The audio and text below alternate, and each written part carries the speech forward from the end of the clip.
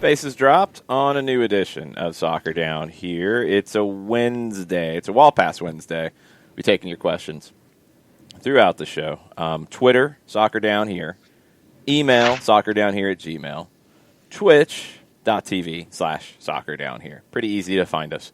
Let us know what is on your mind about the MLS Cup playoffs. Let us know what's on your mind about Atlanta United's roster moves that were announced yesterday. We talked a lot about it yesterday.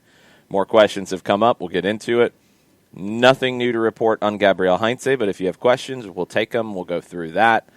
We'll get into all sorts of different things. Mike Conti will join us at 10 o'clock as well. So, John, we've got a lot to jump into. Which game do you want to start with from last night? Let's start with the last one because some folks might have missed MLS After Dark. Start with the last one and work our way forward, I guess.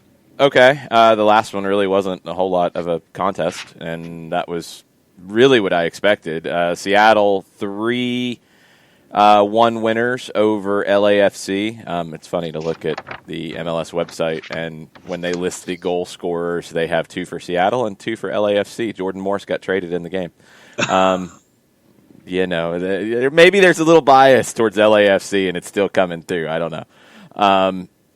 It was I think a pretty controlling performance from Seattle. Jordan Morris was excellent, as he's been all year long, goal and an assist.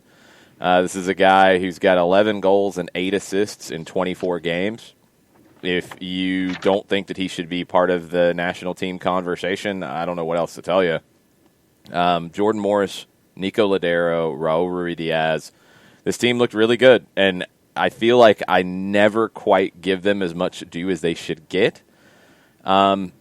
This was one where I think people were giving LAFC a chance, and they didn't have a chance. There's a lot of love for LAFC around the league and around the country, and I understand it. This is not that same LAFC team.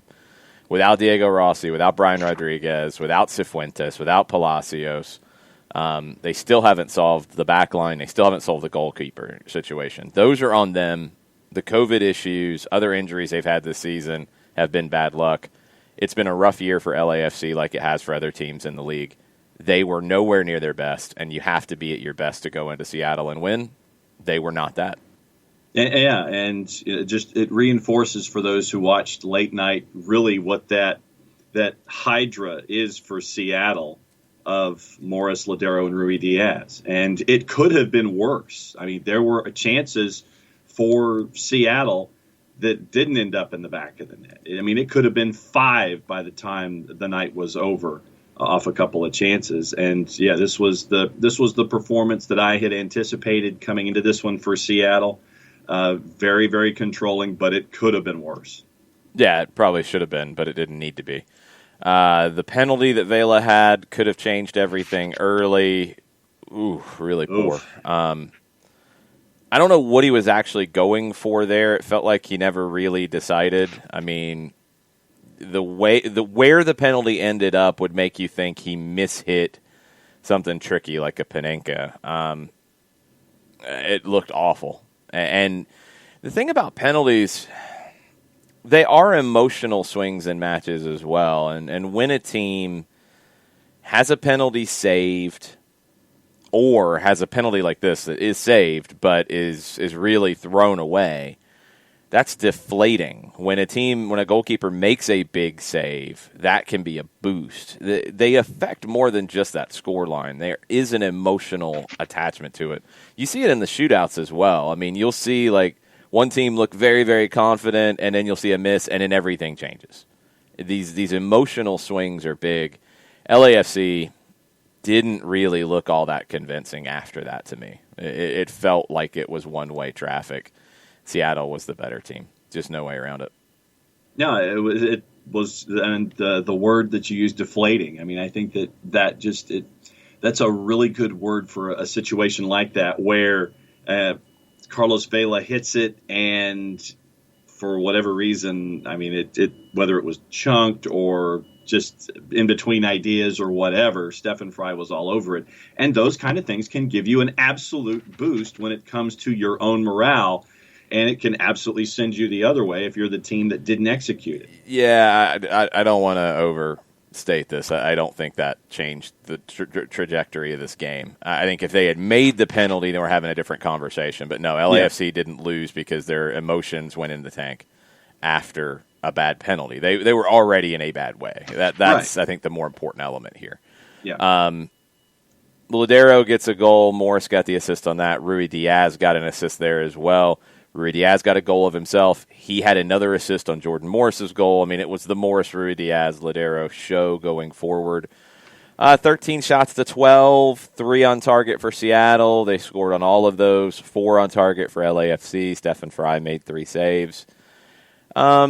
It looks a little even in that regard, but I think the 18th minute goal combined with the penalty miss kind of just gave Seattle a very healthy cushion. Very, very healthy cushion.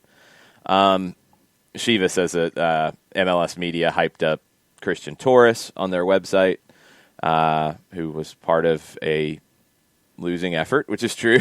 There's a lot of love for LAFC. I'm a little surprised it's still as strong as it is at this point. There are other stories in the league, and sometimes LAFC comes in as an underdog. They did here, and they played like one. They weren't good enough to win. That's okay. That happens. They had excuses. I know that's a bad word. I know it's a really bad word. It probably was bleeped out in some re-airs of this show. It's really bad to say excuses, but they had them. I mean, it's legit. You look at LAFC's season, and Carlos Vela missed a lot of it. They lost a lot of games that he would have been part of. Diego Rossi misses this one. Would it have changed it? Potentially. We don't know, but potentially. Mark Anthony Kaye missed games. There's issues that LAFC had that there was out of their control. My issue with LAFC is there were issues they had that were part of their control. And it goes back to the decision that was made to sell Walker Zimmerman the week before the season. And they traded him to Nashville. Sell him is probably the better sense because they got a lot of allocation money for him. And they didn't do anything with it. Now, the pandemic hit. And the pandemic hit 2-3 weeks after that happened. But they didn't do anything with that spot until very late in the year. And it was a loan deal for a Colombian center back who has only played a handful of times. That was a very strange move. And they didn't hit on the goalkeeper either. And they haven't had the goalkeeper that Bob Bradley's felt comfortable with, honestly, from day one. Tyler Miller was good, but Bradley was always looking for something better. Cisniega has not been that. Vermeer has not been that either. If they are going to make that jump to be the team that I think everybody looks at them as, they've got to be better defensively. And this goes back to the push-pull in Major League Soccer that we get into all the time. You have to be good defensively to win MLS Cup. Regular season, you can be dominant offensively and win a lot of games, win supporter shields, and over the course of 34 games, be the best team. When you get into these single-game knockouts, you've got to be competent defensively. You have to be. It's the format of the league. So you've got to find that balance. Atlanta showed it in 2018 where they did both, and they did it in very different ways, and they look like two different teams in a lot of ways. LAFC has never shown the ability to lock games down defensively. They've never shown it. They traded their best center back. They haven't got a goalkeeper that they trust, and this is where you're at. Until they address that, they will have a hard time winning MLS Cup. Shiva's in this morning, and since we're talking about LAFC, go ahead. Shiva says LAFC lost, and the MLS people, a.k.a. Taylor Twellman, go ahead. Still find a way to excuse them. let's talk about the Sounders. Who's the team to beat them, or are they on a run for a third cup? Yes. Shiva, never mind. Hi, Shiva, in both places. Hi, Shiva, in both places. John doesn't pay attention sometimes. I don't know. I don't know why they don't do that. I don't. It's frustrating. I don't feel like, and maybe I'm wrong, and I'm also locked in, so I'm not hearing everything. I don't feel like Atlanta got that kind of coverage that LAFC gets. I don't feel like anybody does. And LAFC is a big story, but, man, I mean, now you're talking about a team that this is their playoff history. 1 win over the LA Galaxy, who were awful defensively last year, and 3 losses. That's their postseason history. Their cup history isn't very good either in the Open Cup. I mean, that's got to start coming up, right? Yeah.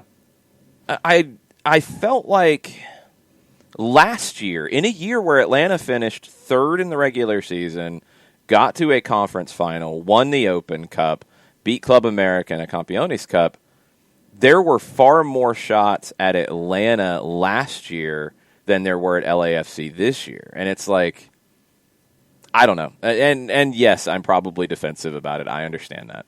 But look, they're not around anymore. Now Seattle is the favorite. Sporting Kansas City will argue that, and they should. Yeah. And Peter Vermes will have an issue with that, and he should. But I think Seattle is the favorite based off what we've seen and based off the fact that they got MLS Cup in their house already. So with the way things cleared out in the East, Seattle is the favorite. Why? Because the top seed, the best team in the regular season, got spanked at home by New England, 2-0. Shooter McGavin is celebrating a lot, and he should be, because Philadelphia came out and laid an egg. And there's no Negadelphia excuse, Rich Ransom, or anything else. They came out and they were not good enough. And it's puzzling. And there's got to be some questions about what happened here. Alejandro Bedoya has some answers about it. I didn't watch the first half super closely because I was watching the conclusion of Nashville-Toronto, and we'll get into that one in a second. I guess the new cliche is going to be that it's hard to beat a team 5 times in a regular season. Yeah. Or in a season. This would have been the 5th win for Philadelphia over New England. They couldn't do it. This was the first win for New England in 6 over Philly. Carlos Heel, you see how important he is to the Revs. He's brilliant. 2 assists. The Tejon Buchanan goal. Kai Wagner still looking for him in the area. It's a brilliant cutback by Buchanan. He slots it home. Philly just had nothing in the second half as they needed something bad. They had nothing. This is Alejandro Bedoya, Philadelphia captain's quotes. An abysmal first-half performance. That's what's so disappointing. It was obviously a combination, I think, of a rustiness from not playing in 2.5 weeks and some guys reading too many headlines, I suppose. I've been preaching it. Let's continue with the momentum we had in the regular season. We hadn't really done anything. Yes, we won Supporters' Shield, but to perform like that at home in front of our fans in the first half just wasn't us, man. I don't understand what we're doing. That's the hard thing about this format, and that's the thing that I would like to see MLS find a way to address. In a 2-leg format, in the previous format, where the first round was knockout, then you went to 2 legs, you saw this happen a lot, where a team would play in the knockout round, play 3-4 days later, have momentum, have rhythm, play a team that's coming off of an international break, hasn't played in 2+ weeks, and they struggle out of the gate. Now, in 180 minutes, usually the better team would find themselves and go through. Not always, but they would. It's very hard to have a bye and then play a team that is in rhythm. The margins aren't big enough for it to make a difference here, in my opinion. You know, we're having a different conversation when we're talking about a play-in game in the NCAA basketball tournament, and somebody's playing 3 days before they play somebody who's been sitting. that team didn't sit for 2 weeks before that game. They sat for, maybe a week. And then you're talking about teams dramatically different in terms of quality. There's not a dramatic difference between New England and Philadelphia. And Philadelphia came in and played like a team that hadn't played in 2.5 weeks. And they got beat, and they're done because of it. Yeah. That's the 90-minute format. That's what I don't like about it. You get situations like this, where Philadelphia couldn't get going. They're done. They're the better team in the regular season. I think they're the better team in general, but they're done. It's very hard. I don't know what else to do other than not have buys and have the number of teams come in and match up to where everybody plays every round. Yeah. I think that's a more fair way to do it. But then you don't get that benefit outside of home field advantage for having the regular season. But I don't know if you get much of a benefit having a bye when the playoffs start after the international break, because you're sitting for weeks. And it's hard to get back going. And as was said on one of the broadcasts, it's not like you could even schedule a game with your second team right now because of COVID and because of protocols. You couldn't go grab a college team and say, hey, come in, we want to play behind closed doors. We want you guys to push us, be intense, et cetera, et cetera. You can't do any of that. So all you're doing is practicing. And it's hard because you're not in match rhythm. And it showed for Philadelphia. They were never in match rhythm. Yeah. But they go home because of that. Yeah, no, it's Philadelphia looked flat. That's the best and I, like you, was watching Nashville and Toronto all the way to the end, and so I was kind of just getting updates for Philadelphia and New England as we were going forward. But looking at them in the second half against New England, they didn't have any answers. It looked like they were just kind of stuck in the mud when it came to trying to create.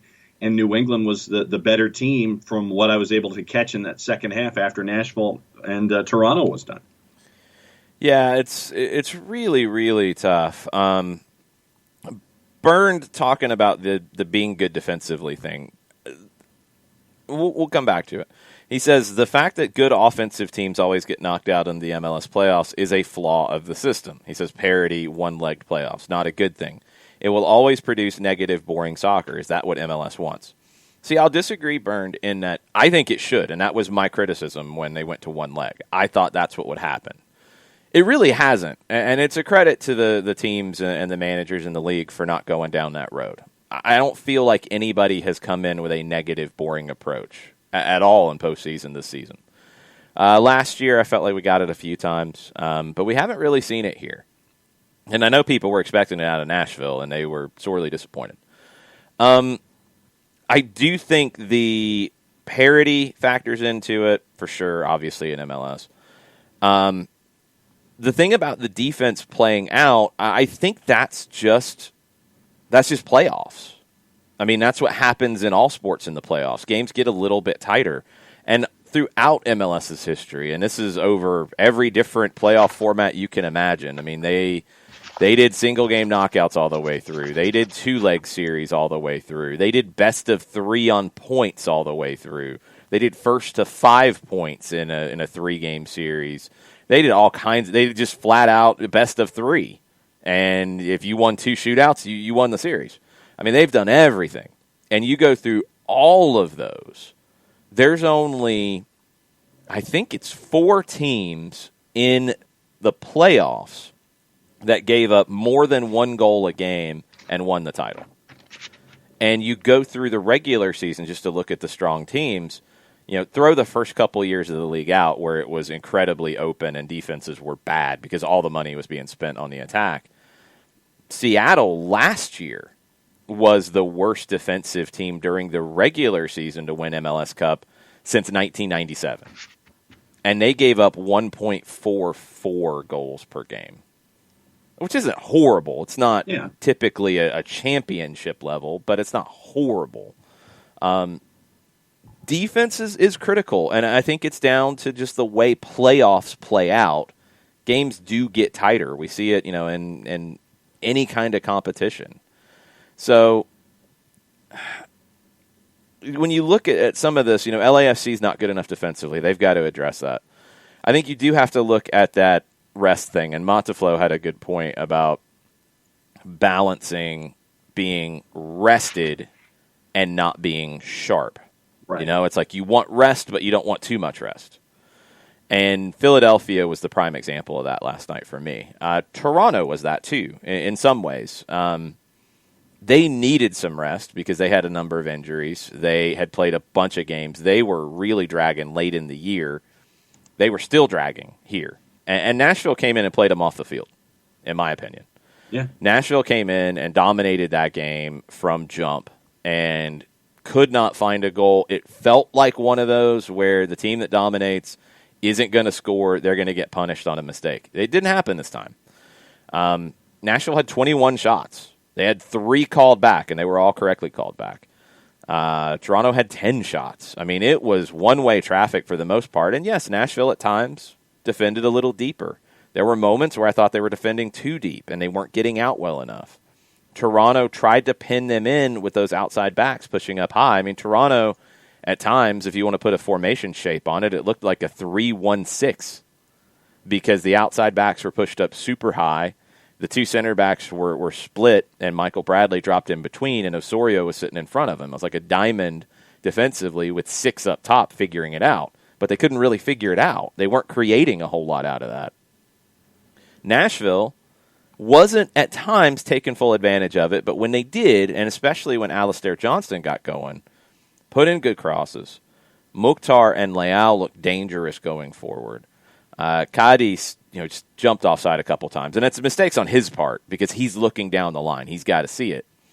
But they finally get their goal to show for it. And Hani Mukhtar, the pass initially was behind him, and he had to dig it out and make something out of it. He was surrounded by 3 defenders, and he just pulled a move to split all 3 of them to create the space. The shot is saved, but Daniel Rios knocks it home.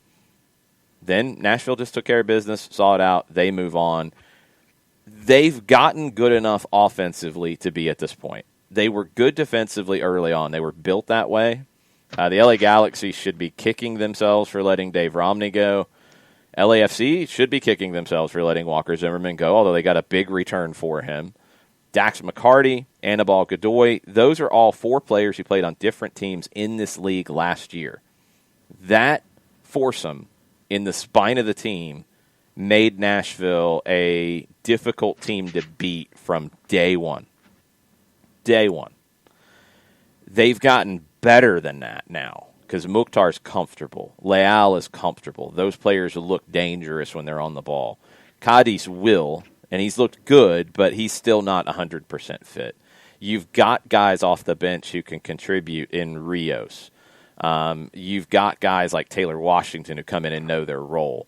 You've got good outside backs in Alistair Johnston, who caught everybody by surprise, and Daniel Lovitz, who's another very good player who's been in this league before. Nashville didn't go out and go get a bunch of superstars. They didn't go out and spend on a bunch of young kids. The bulk of their team, their best players, have been in this league. Joe Willis, Daniel Lovitz, Walker Zimmerman, Dave Romney, Dax McCarty, Anibal Godoy. That spine, and we'll slide Lovitz in to help out with that spine. That spine was in the league last year in different places. They've added some nice things on top of that, yes. But Gary Smith is doing an amazing job. That team was built really well, knowing exactly what they could be. And they got a shot to go to the MLS Cup. They absolutely do the way they're playing right now. I want to give a shout to Todd Brian Anunga for stepping in last night for Anibal Godoy. And I think short of one instance late in the minutes that Ta put in last night, and he put in 105, you really didn't hear anything negative about Todd Brian Anunga's play in the middle of the action, trying to control Toronto as they would come down on an offensive push. So just a quick shout out for Todd and his work. I know a lot of folks were focused on Todd Brian Anunga because no Anibal Godoy, what's Toronto going to do? And I thought that Ta came in and did fairly well and being pushed into a starting situation and putting in 105 minutes last night. Yeah, he was very good. He's been good in his MLS appearances. You know, I think a lot of people who don't look at the second division in this country think that players who come from it can't play at this level. There are players who can. And Tabarine Anunga is a player that I felt like could make the jump before this year. He's done really well. The times when he got to play, and not a ton because Dax McCarty and Anibal Godoy are really good. The times where he's been able to play, he's looked up to the part. He looked up to the part last night. It was talked about during the game, and it was accurate. Of course, he hasn't played with Dax McCarty as much. So it took them a little bit of time to gel. There were some miscommunication issues. That's expected. But in terms of his performance individually, he was very, very strong. And not to the level of Godoy, but good enough to get the job done here. And he's probably going to have to do that again in the next round. I'm not expecting Godoy to be back for that, or definitely not 100% fit to be back for that. And then, obviously, there was another incident involving Osorio and Wheel, and I know it was a discussion at halftime for the folks at TSN. What did the TSN folks say about it? That Christian Jack said that Osorio should have been given a red. Good. Yeah, he should have. And now, it didn't happen. Didn't get a red. Now I want to see if there's anything retroactive that comes from the disciplinary committee. I'm not holding my breath. I don't hold my breath. I mean, they've done it before. I don't really care because it wouldn't have mattered. Like, that's the thing. Yay, he gets punished for being a bad boy. Yay. Mm-hmm. It wouldn't have helped Nashville if they had lost.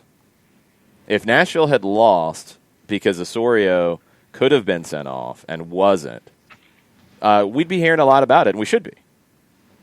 We absolutely should be. Him getting suspended retroactively doesn't do anything to change that. This is another one where I would love to know how it played out.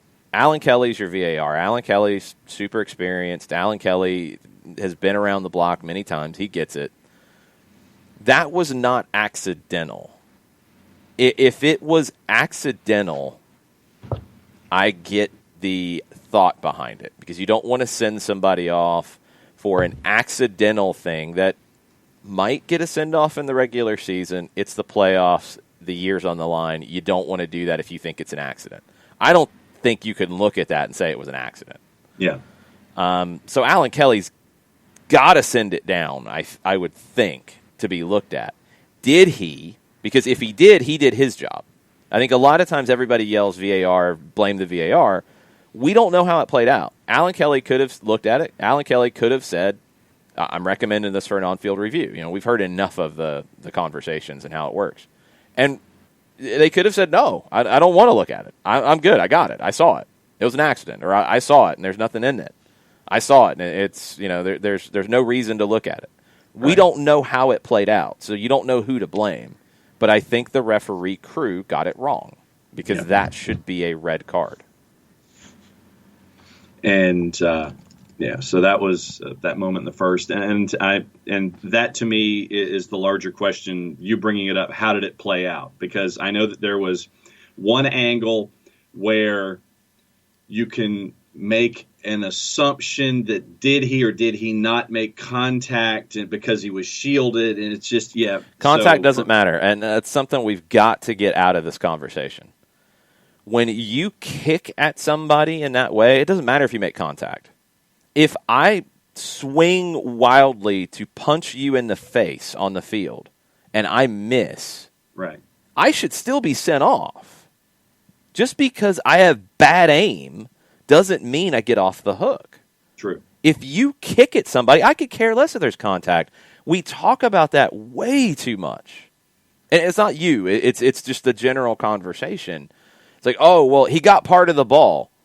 Well, yeah, and he broke the guy's leg. Yeah. Well, he got part of the ball, so that's okay. No, it's not okay. Like, there's nothing in the rules to say that's okay.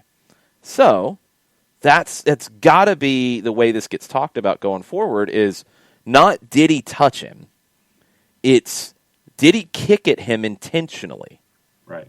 That's the conversation. And I think people get it wrong when they get wrapped up in the, well, he only made a little bit of contact, or, oh, it was only glancing, or, oh, there wasn't contact. But that contact doesn't even matter. That's the whole point. Yeah. That's the last, that doesn't even affect it. It's did he intentionally try to kick him anywhere, but especially in this area. Yeah. Did he intentionally kick at him? I don't care about contact. Did he intentionally do it? I think he did. I think he did. He should have been sent off. If I throw an elbow at you intentionally and miss you, I shouldn't get the benefit of the doubt because I missed. You're still throwing the elbow. Yes. That's the point. The laws of the game don't say anything about, well, if you only hit him a little bit, it's okay. Or if you get the ball first, then you can do whatever. That's not there. You're talking about intent. And I think it was intentional from Osorio because I think he knew he did it, and that's why he immediately was like, "Oh no! You don't act that way if you don't know you did something wrong." Right. He knew what he did. He lashed out, and he should have been sent off. It didn't affect the outcome, thankfully. Kefsi brings up Zlatan and his elbows, and Zlatan. Go back to the El Munir one against LAFC. Absolutely intentional from Zlatan. And he hit him. And he broke his face. Yeah. And they didn't go red there. And that hit all the bars. And no, they didn't go red there. It's if you intentionally try to strike someone, which is fist, which is elbow, which is forearm, which is foot, which is knee, which is whatever. If you intentionally try to hit somebody, and I will also include intentionally try to spit at someone, you do not get credit for missing. That's got to be ruled out of conversations about this going forward. Did you intentionally do it? Because if you didn't intentionally strike somebody with your elbow and you're running, then no, that's a different conversation. If you're swinging your foot through and you catch somebody, but you cleared the ball and they put themselves in a dangerous spot, that becomes a gray area. I'll give you the benefit of the doubt because I don't think you're intentionally trying to kick somebody.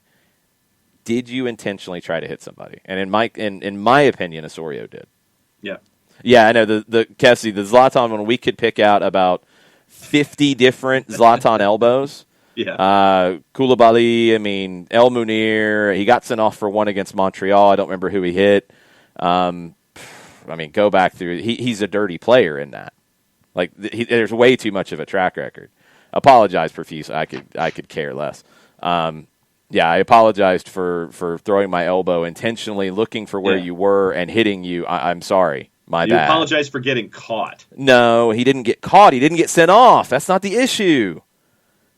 It's the fact that he does it all the time. Zlatan's a dirty player. We know this. He's a great player, but he's a dirty player because he throws elbows all the time. Anyway, blah, blah, blah, blah.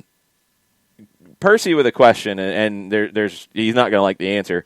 Does Pro have direct competition? No, you can't have it because of the way it's structured.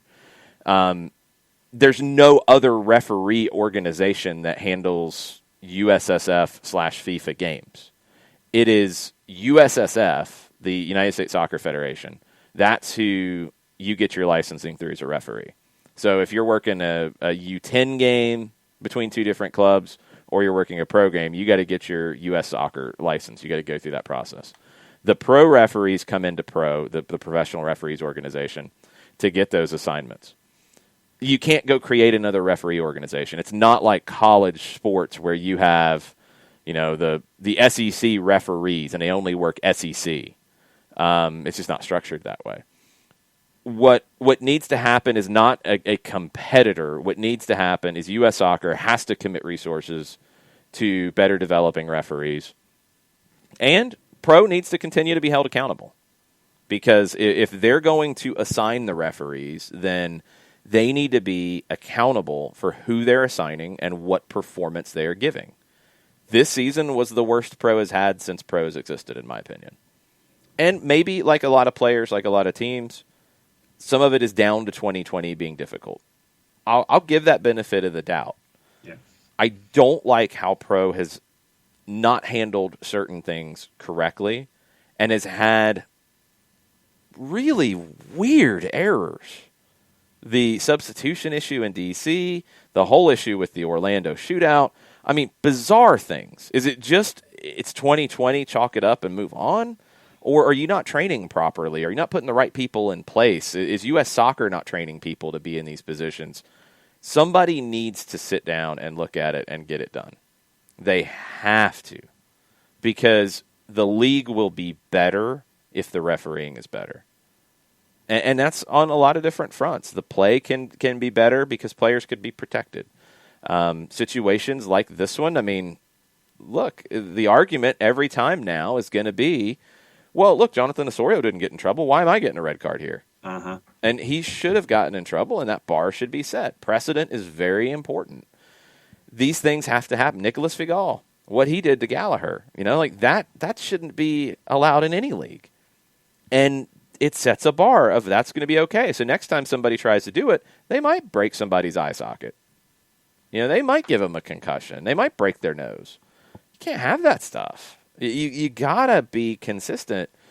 Where pro slips is where then you worry about that becoming a new standard that's not good enough. Yeah. Pro has to continue to be called out. They have to be held accountable. And this year is one where I think Don Garber, I think the competition committee for MLS should be having some very serious conversations with the United States Soccer Federation about pro's job this year and what they did, because it hasn't been good enough. And there's been multiple errors that make MLS look bad. And again, it's not an MLS referee. It is a U.S. soccer referee who is assigned and managed by the Professional Referees Organization. But who gets criticized for the shootout in Orlando? Major League Soccer. Yeah. Who gets criticized for the illegal substitution issue? Major League Soccer. MLS is getting a black eye because the referees are not doing their job properly. And Don Garber and the league have to push on that, and they have to continue to push on that. The clubs have to push on that because it affects the product, and they're the ones who are going to take the blame, not the referees. Daniel Price is in this morning. She says, thoughts and takeaways from the night. The Union know how to bring hope to the Philly people and then let it all crash and burn. Nashville could go all the way. And LAFC is still able to win the Cup somehow. They're the best team in MLS, right? Night of madness. That's what I heard. LAFC can win. They can come back. they score a lot of goals, so they can come back. They give up a ton of goals, and that's why they're going home. It's just how it is. I believe, John, you had a question you wanted to jump into with, what are you calling it? Hey, I saw this.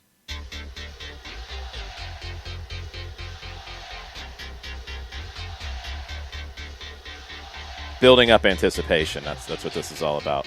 Yes.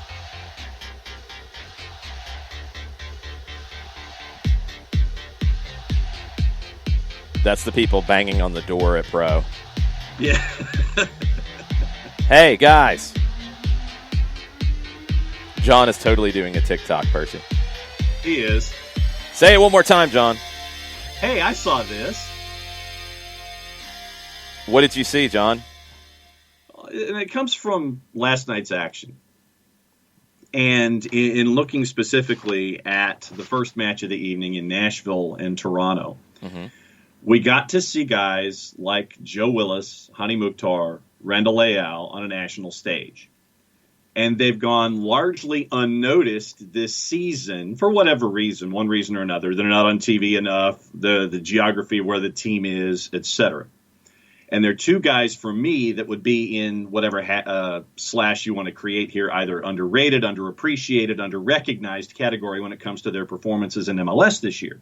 So my question to the floor this morning, who is in your underrated, underappreciated, underrecognized category for their performances in MLS this season, and why? I will go to the next best 11 that I posted on Twitter last week when the best 11 came out. Joe Willis was my goalkeeper, and Joe Willis was not in the top 6 in goalkeeper of the year. He led the league in clean sheets. He didn't sleep back there. He's pretty good.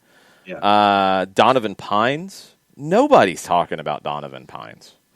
And I kept questioning myself because I liked him last year when he started to break through with DC, and I'm like, okay, he's raw, but he's got potential. All right, let's see what Donovan Pines does next year. Is he going to get to play? Because you got Birnbaum, you got Briant in that team. Is he going to be able to get in and get minutes? And he started to this year. And, I look at his performances, I'm like, wait a minute, he's rated as high as, any defender in the league.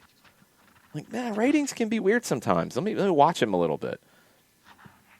He's great in the air, obviously, because he's huge. Mm-hmm. But he's good with his feet, too. He scores goals on set pieces. All right, but what does he do defending? And, did he play it? He started 15 games. He played 16. His passing was 82%, so he's not giving the ball away. He's winning almost 3 tackles a game, and he's getting almost 3 interceptions a game. He was part of 4 clean sheets for a bad DC defense. 5.5 clearances per game. He's, not bad on the dribble with the ball at his feet. He won almost 8 duels per game. He's winning 72% of his duels. He's not just winning the aerial duels either. He's winning the ones on the ground. I mean, he's doing everything you could want him to do. He's 22. He's still raw. But, man, nobody talks about Donovan Pines as a good young American defender. And he should be. Outside backs get overlooked all the time. That's a whole different conversation. I mean, Harrison Offal, Anton Tinnerholm get respect in the league. They get love in the league. They don't get talked about as defender of the year because they go forward a lot and they're outside backs and they're looked at differently. So we'll push that to the side. Lewis Morgan. And I don't know how he's overlooked and underrated in this league because he was Miami's best player. But all anybody would talk about with Miami is Blaise Matuidi, is Gonzalo Higuain, is Rodolfo Pizarro. Lewis Morgan was their best player. Mm-hmm. They went as far as Lewis Morgan would carry them. And I thought Diego Alonso got it wrong in the postseason by playing Morgan as a 10 centrally and not playing him out wide where he was dangerous. That made no sense to me. Joao Paulo with Seattle, and I get it in his case because he's new. That's a team that's successful, but you're also talking about Ladero and Rui Diaz and Morris and Stephen Fry. Like, okay, I get it. That one's fair. Robert Baric, and we talked about Robert Baric a lot on this show. Baric was one of the top forwards in the league, period. Just no way around it. So he doesn't get enough talk in that conversation. I don't think Kasper Shabilko gets enough talk in that conversation. And people will say goals, like he doesn't get enough. He's a good, complete player. I like Shabilko. Other underrated players in the league, let's see. Well, Kai Wagner is one in Philadelphia. He doesn't get talked about, but it sounds like he could have a move to Europe for a decent chunk of change ahead of him. Sometimes you get good players on bad teams, so they don't get talked about much. Frankie Amaya is one of the better young American central midfielders. He plays for Cincinnati, so he doesn't get talked about much. Yeah. Let's see. Safir Saider in Montreal is one of the better midfielders in the league, but gets overlooked a lot and left out of that conversation. Out west, Memo Rodriguez is one of those players for me with Houston. Really good player in this league. The Salt Lake guys, and probably because it's Salt Lake, Rusnak and Krylak, they just get left out of these conversations all the time. Those are the ones that come to mind kind of scanning through. Yeah, I had Robin Lod as on that list. Yeah. A lot of that's because he started a little slow and people have held on to it and haven't caught up to the fact that he's much better.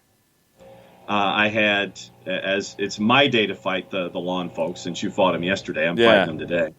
I had Mauricio Pereira down in Orlando. And you mentioned Joao Paulo, and I'll go to Gomez Andrada as another individual in Seattle that was that's not getting some attention. Yeah, there's an element in this league, I think, of looking at just the big names too much, and if players come in from an Ecuador or an Uruguay, from countries, from national teams that aren't looked at quite as highly, they get just overlooked. It happens. I mean, it's going to happen in any league. It happens in every league in this country. Certain teams don't get talked about the same way. Certain players don't get looked at the same way. I think here there's some other elements into it. You need more national coverage of these kinds of guys, and I hope they get credit for it. Chris Rabel says, what about David Bingham? Not bad. I wouldn't put him much higher than he's kind of rated. I mean, top half of goalkeepers in the league, maybe, or right at the middle. He's good. He's slipped, I think, since he left San Jose. I don't think he's as good as he was at San Jose. Trying to think of other goalkeepers now that has been brought up that are overlooked. Willis is the biggest one, in my opinion. Zach McMath has been overlooked his whole career. He can't get a starting gig on a regular basis anywhere. He keeps getting pushed to be the number 2. Jimmy Maurer, his year at Dallas has been overlooked. He's been one of the best goalkeepers in the league this year as well. Maurer and Willis, I'll put Maurer and Willis right up there with Andre Blake. They've been that good this year, but they're not talked about that way. Anybody else we're missing? I'm trying to think. But, on my list as well, you mentioned Lewis Morgan. We talked about Barrich. He was on there. Tinnerholm was on there for me as well. I also had Carlos Heel because of, New England being basically in Foxborough as a part of my list as well. And then I also had guys like Hollingshead and Hedges in Dallas for defense. Hollingshead, definitely. Hedges has been national team, so I don't think he gets overlooked as much. Hollingshead does. Hollingshead was just a utility guy who turned into a really good left back, and he still can play everywhere on the field. Ryan Hollingshead's very good.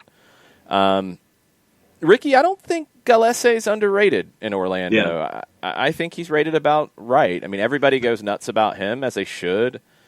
He gets the proper amount of respect. He's very good. I don't think he's the best goalkeeper in the league, though. But he's very good. I'll put him right there with Blake and with Willis and with Maurer this year. And that's a one-year performance. Right.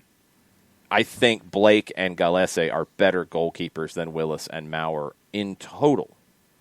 A little more dynamic, a little quicker, a little bit better shot stoppers, especially in Galese's case. But this year, Maurer and Willis have played as well and had as big of an impact. Yeah. I don't know if Galese's underrated in this league.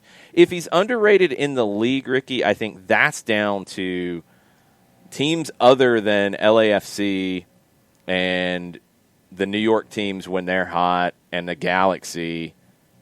They're all underrated. And maybe Toronto, because they get a lot of love from this league as well. I mean, you could have the conversation in 2018, like, were Atlanta players getting underrated outside of Joseph, because you can't underrate somebody who sets a scoring record. I mean, there were players in Atlanta's team that played well. I think Leandro Gonzalez-Perez was underrated throughout his time in Atlanta. I mean, he was a defender of the year kind of candidate. I think Parkhurst 2017 was as good as it gets as a center back in this league, and he was underrated. Brad Kazan, in his first couple of years here, he was underrated. I mean, there's certain markets and there's certain teams that either the market's big or the team becomes a favorite of the people who kind of set the agendas, and they consistently get talked about. Brad, and I saw his name come up in a different conversation on the Twitch pitch. Somebody flipped it to overrated. It's funny because Brad was underrated through the majority of his time in the league. I think Brad had a rough year. Brad had some mistakes that we don't normally associate with Brad Kazan. But I don't think he was overrated this year. So, you can't be underrated and overrated. When you're in that conversation, it's kind of funny. It's kind of weird because I don't know if people are rating you properly to begin with. He was the best U.S. goalkeeper for most of the time he's been in this league since he came back to Atlanta. I don't have a problem saying that. I think it's pretty accurate. This year, no, he was middle of the pack. Yeah. He gave up some goals that he would want back. And that's going to lower his standing. The question is, because this is a question for any player as they get older, is that an aberration? Is that a trend? And that's what's going to have to be decided going forward. That's why you want to have people on the way, because players get older. When you get older, your form can drop. You have to be able to make sure you've got a depth chart to handle that. And also you've got to give, you're not moving on because he had a couple of goals that weren't great to give up. That's not how it works. But, yeah, you're starting to look like, okay, is this a decline or is this just 2020's madness? And that's going to be a question mark going into next season, for sure. Yeah, and that's why you've got guys like Lundgaard and Garces in the pipeline that you hope will continue to improve and gain experience and be able to step in if asked to do so. And also Alec Can, obviously, yes, but I'm taking Can because of his surgery and putting it off to the side. But you have that experience behind Brad that you can sit there with Can and Lundgaard and Garces, et cetera, all the way down. Reyes is another one that you're preparing for those eventualities that Father Time will sit there and wag his finger about. Yeah, potentially. I mean, Alec Can's the experienced option. Yeah. Right now, that's a different conversation at the current time, but he's the experienced option over anybody else. Right. People are saying, I see, like Kefsey says, I see Brad, and my brain says Mr. Clean Sheet, and I see goals against us. We got to kind of clarify exactly what we're talking about here, because last year, he almost set a record for clean sheets in a season. This year was not last year. This year was not as good of a performance. This was a year where I think he had his worst year out of the time he's been in Atlanta. It doesn't wash away what he did before, not by any stretch, because he was one of the best goalkeepers in the league. This year, he was not one of the best goalkeepers in the league. He gave up some goals you'd like to have back. Every goalkeeper has that. Some have more than others. This year, Brad had more than you're accustomed to. That creates questions going forward for any goalkeeper who gets on the other side of 30. Because you start to ask, is that who he is for good now, or was that a bad year? And that's going to be the question next year. I don't think you can make any decisions there. He's under contract through 23. You're not making any knee-jerk decisions on that, because you want the stability. Because as we talked about yesterday with Jeff Lorenowitz not coming back, Brad is your veteran presence on this team now. He's going to be important for the new manager because he gives you stability in a position that it's vital in. His form has to rebound. His performances have to be good. But he's very, very important to build around going forward.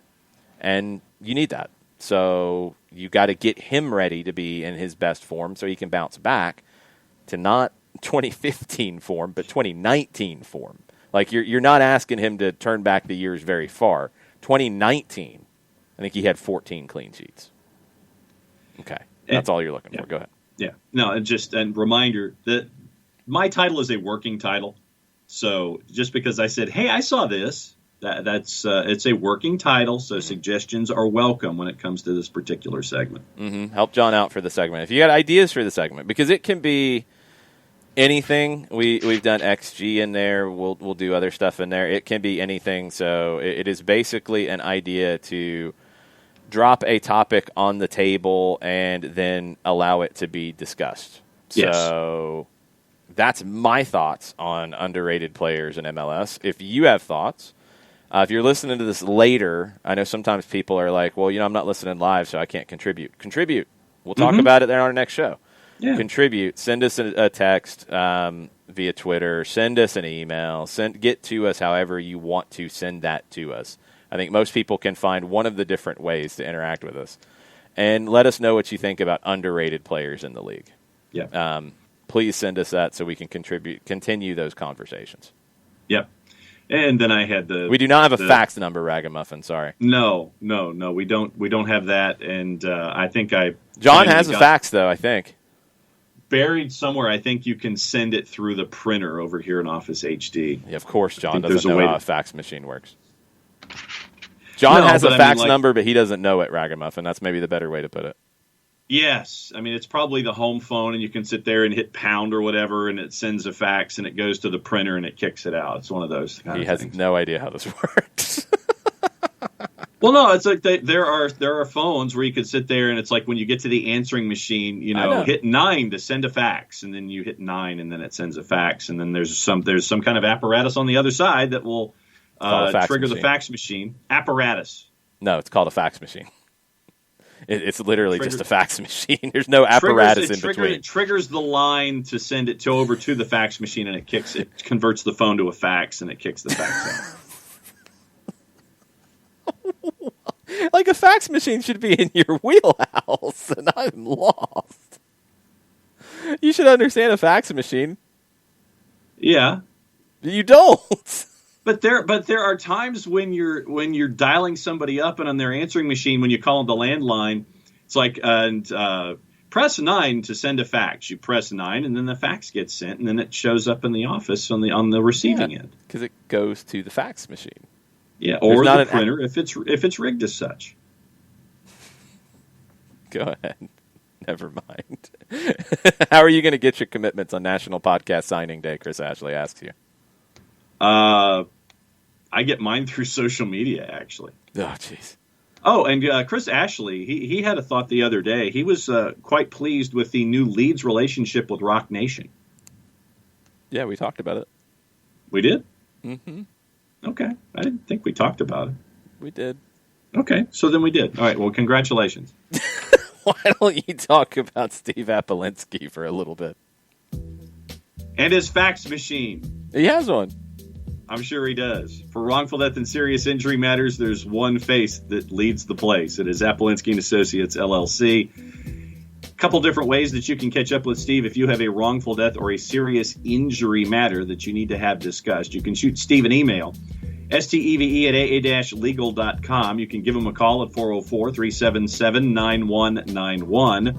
Or you can go on the World Wide Web, hit aa-legal.com in your taskbar, hit return, hit enter, hit arrow, large device or small, whatever advances your page to Apolinski and Associates homepage at aa-legal.com. A pop-up window pops up because that's what pop-up windows do. They pop up. You can have a conversation with whoever's on the other end of that pop-up window, 24/7, 365 and a quarter. Thank you, Chris Hutchison. Recognized as Legal Elite by Georgia Trend Magazine for being one of the top 100 firms in this here state of Georgia. Over 30 years of experience, over $40 million in judgments for their clients in Georgia and Alabama. Proud supporter of everything soccer down here, as shown by Jason, who is wearing the hat for those of you watching on the Twitch pitch.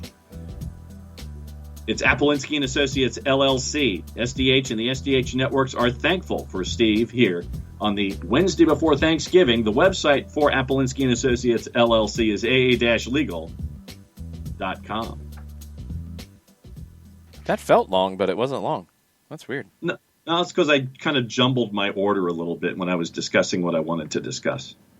Okay. All of my talking points didn't go their standard order. I moved them around a little bit. All right, fair enough. Let's see if Mateo can get Mike Conti on the line. Or if Mateo's on vacation. He better not be. He's supposed to be here. We will see what Mateo pulls together. Lots of goalkeeping conversation in the Twitch pitch.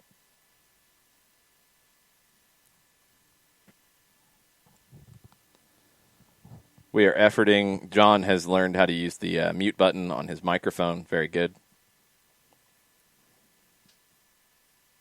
Well, man's trying to type, and I know as much as everybody wants to hear me banging on my keyboard, which is right next to the microphone, so people know when we have a guest. Yeah, they don't. They don't want to hear that. They don't want to hear this? No. No, really. Mike will join us here shortly. Yeah. Sometimes the connections can be a little tricky if you guys have not learned by now. Thad Dooley with a question about Gazan. He says, could the change in goalkeeper coach play a factor in Gazan's drop in form this year?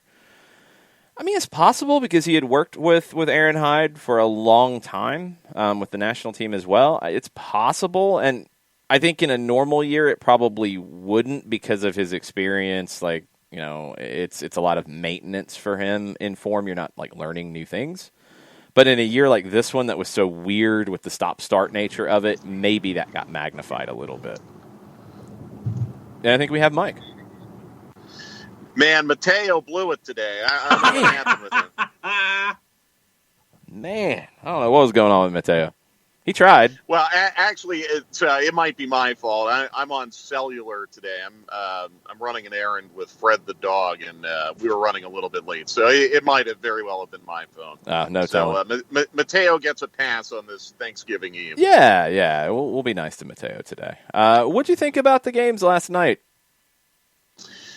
I think we need to go back to legs. I don't know how we can do it if we're going to have 18 teams in the playoffs, but we need to go back to legs because Philadelphia had a bad 25 minutes and they're out.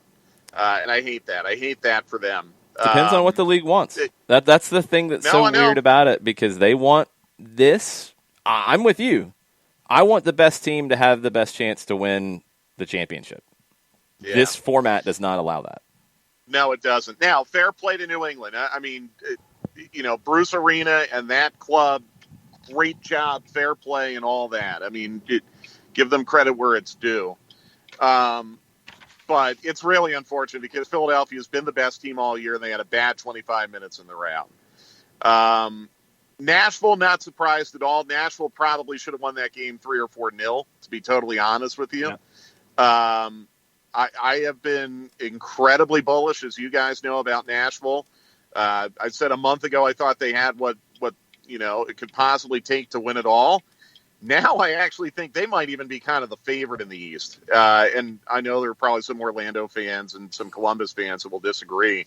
I am really, really impressed with Nashville because they're showing you that they can win in a lot of different ways. That's something that Kevin talked about with us on Friday, and he's spot on. They can pick their moments to counter. They can pick their moments to press.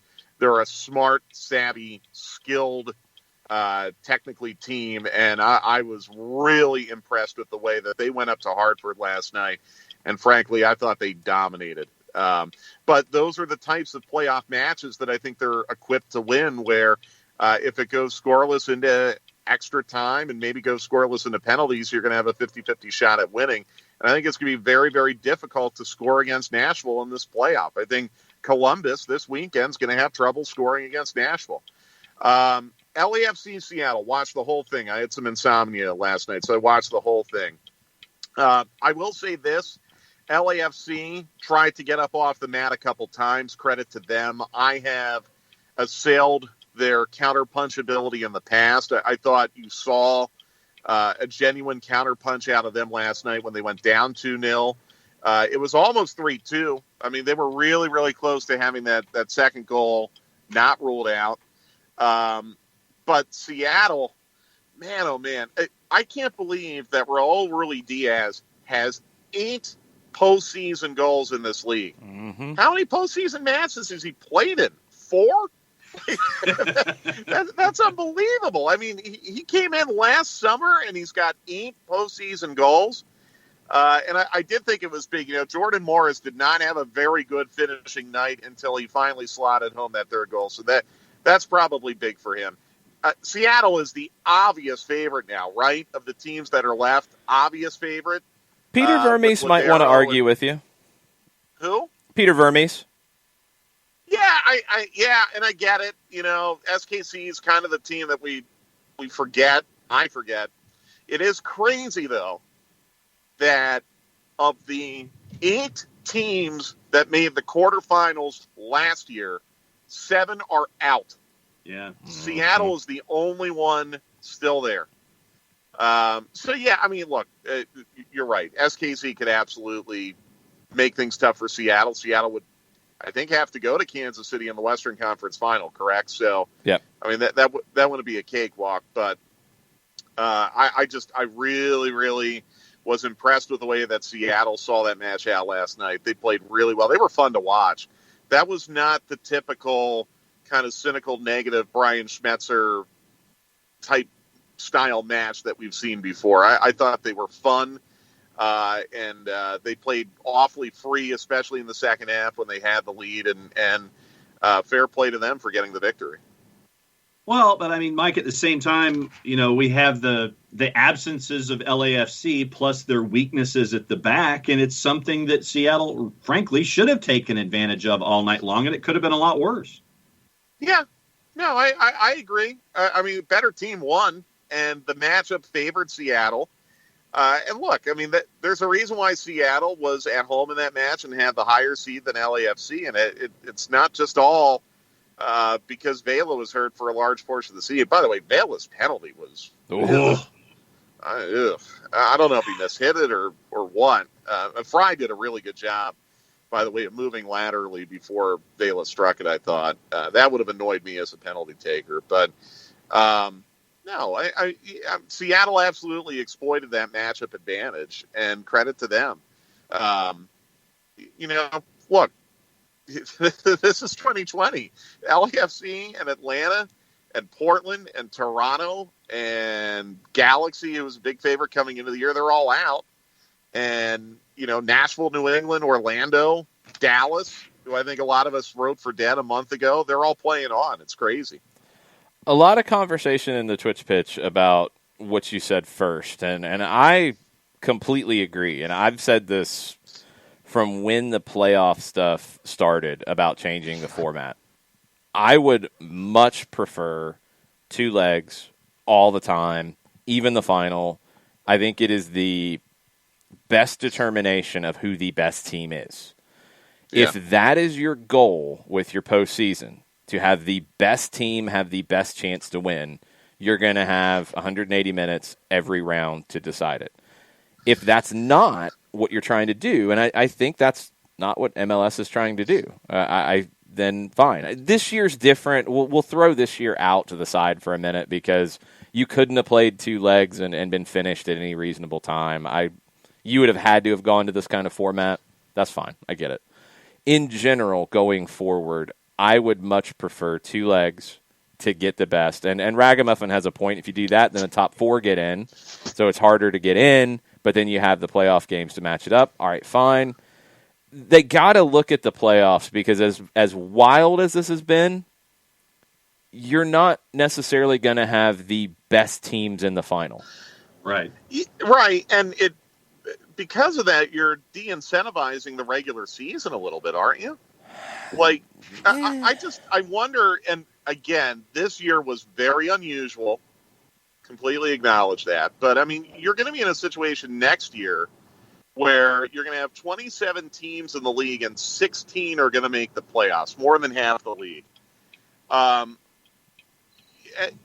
To me, I think that kind of demeans and devalues your regular season, where you have so much cushion and so much forgiveness and so much margin for error to make this playoff format. And then further, for a team like a Nashville, and I think, I'm really high on Nashville, but, Nashville basically had nothing going until September, and now here they are, they outplay Toronto for 90 minutes, and Toronto, who had an outstanding season, was a far more consistent team than Nashville in the regular season. They're out. So it's tough. And look, I know in the United States, the single elimination playoff format creates a lot of drama and a lot of intrigue, and it's worked very well for the National Football League, and no one bats an eye at the NFL. And very few people have batted an eye at Major League Baseball with the single-game wild card playoff. But I don't know. I want the regular season to mean something, and I want teams that played the best in the regular season to have that advantage in the postseason as opposed to it being a 90-minute roll of the dice. I'm fully with you. The only slight disagreement I might have with you, Jason, is on the final. Right. And I don't mind the idea of legs for a final because, again, I want the best team to have the best chance of winning. But, look, I mean, UEFA Champions League, no problem doing a single elimination final. I mean, the World Cup final, even, if you want to go that far. I mean, there's precedent for single elimination finals across the globe in soccer. There's precedent for 2-leg finals, too, though. There is. Mexico does 2 legs. I know. But I'll tell you why I do 2 legs, and there's a step beyond just the having the best team win. When you get fans back in the buildings, you want to maximize revenue, right? Yeah, I agree. If you have 2 legs of the final, both teams get a packed house. Mm-hmm. And the atmosphere, I mean, if you had, just imagine, let's go back to 2018 for a minute. You have the first leg in Atlanta, 70,000, madness, 2-0, and then you go to Portland 4 days later, and it's packed, and it's intense as Portland's trying to come back from 2-0 down. Yeah. Oh. No, look, I'm with you. I don't hate the idea. In fact, I like the idea of a 2-leg final. I guess I should clarify. I would have less of a problem with a single elimination final as opposed to the other rounds. I think get that's it. all I'm trying to say. I get it. And Bart says this. You get 1 day to capture all of the country's attention for an MLS Cup final. We're not baseball, basketball, or hockey. But my response was, I don't think it's working. So if you get the opportunity to do it over 2 legs and build storylines in it, maybe you capture more of the attention. I don't know. Yeah. I don't know. Yeah, I think the other challenge with the 2-leg final is, what do you do if you're in December and your finalists are Toronto and Minnesota? You're playing in some cold weather games. Polar gear. No, I know, but I mean, now those are 2 stadiums of sufficient size. So I don't think you're going to have to worry about selling tickets, but the optics of a snowstorm and an orange ball and all that, or just the impact on attendance. I mean, those 2 markets are probably bad examples. They would sell their buildings out, but what if? And I say this because knowing that New England had a very highly attended MLS Cup final about a decade ago. But what if it were New England and Colorado. Well, you can't. Colorado. Yes, thanks, Jason. Good call. Colorado. Great shout. 2 cold weather climates that haven't had the best attendance. That would be the challenge on those teams, and that this argument comes up a lot. And I understand it. But my response is then those teams have to do a better job of selling a championship match at home. Yep. Yeah. And it shouldn't be acceptable that it's hard, it's cold, it's whatever. Like, no, it's a final. If you guys want to be a big team, then you need to act like a big team. Yeah. Well, let me tell you something. I mean, you hit on something a moment ago that I think needs to be reinforced. You're going to be in a revenue situation in 2021 where you are really, really trying to make up a lot of ground from what you lost in 2020. One very easy way to do that is to add postseason fixtures. From a television standpoint and from a gate revenue standpoint, that is one very easy way to add fixtures that I don't think the players union would push back on. And if that means a 2-legged final, do it. I'm fine with it. Again, in 2021, you're not racing against the clock for the World Cup. In 2022, it does get a little more complicated, but you can plan ahead for that too. Yeah. So, just from the standpoint of trying to make some money. And by the way, not to change the subject, but finally, after the attempt to do it in July in Orlando, finally, we got what we hoped for the league from a TV standpoint, where they had a captive audience on a night where there was no NFL, no NBA, no college basketball, no college football, led Sports Center after the doubleheader on ESPN, the MLS highlights led Sports Center. Finally, we got it. Finally, we got ESPN giving the league a full night's worth of attention, promoting it beforehand, and covering it afterwards on SportsCenter the way they should have been doing it this summer, when the league basically went to their home at Disney World and gave them a month's worth of content. I was on with our Canadian partners after the Toronto match last night, and I was part of a panel discussion, and the panel was pretty much in full grip mode over Toronto FC, to the point where one of them said that Greg Vanney's got to go, and two, about serious roster turnover because of the ages of some of the players, like a Bradley and a Simon and things like that. That's valid. I thought they were 1 for 2 in their discussion last night. I agree. That's ridiculous on Vanney. Totally ridiculous. Be careful what you wish for. That's ridiculous. Now, he hasn't signed a new deal yet. Well, they need to work on that. They need to sign him. If not, he's going to get some phone calls. Okay. Hey, I wouldn't mind Darren Eales picking up the phone if they're going to let Craig Vanney go. I mean, that'd be a huge mistake by them. Yeah. Not wrong about Toronto being long in the tooth, though. Not wrong at all.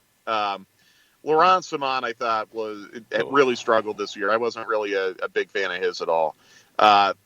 Bradley and Altidore have not been able to stay healthy consistently the last really 3 years.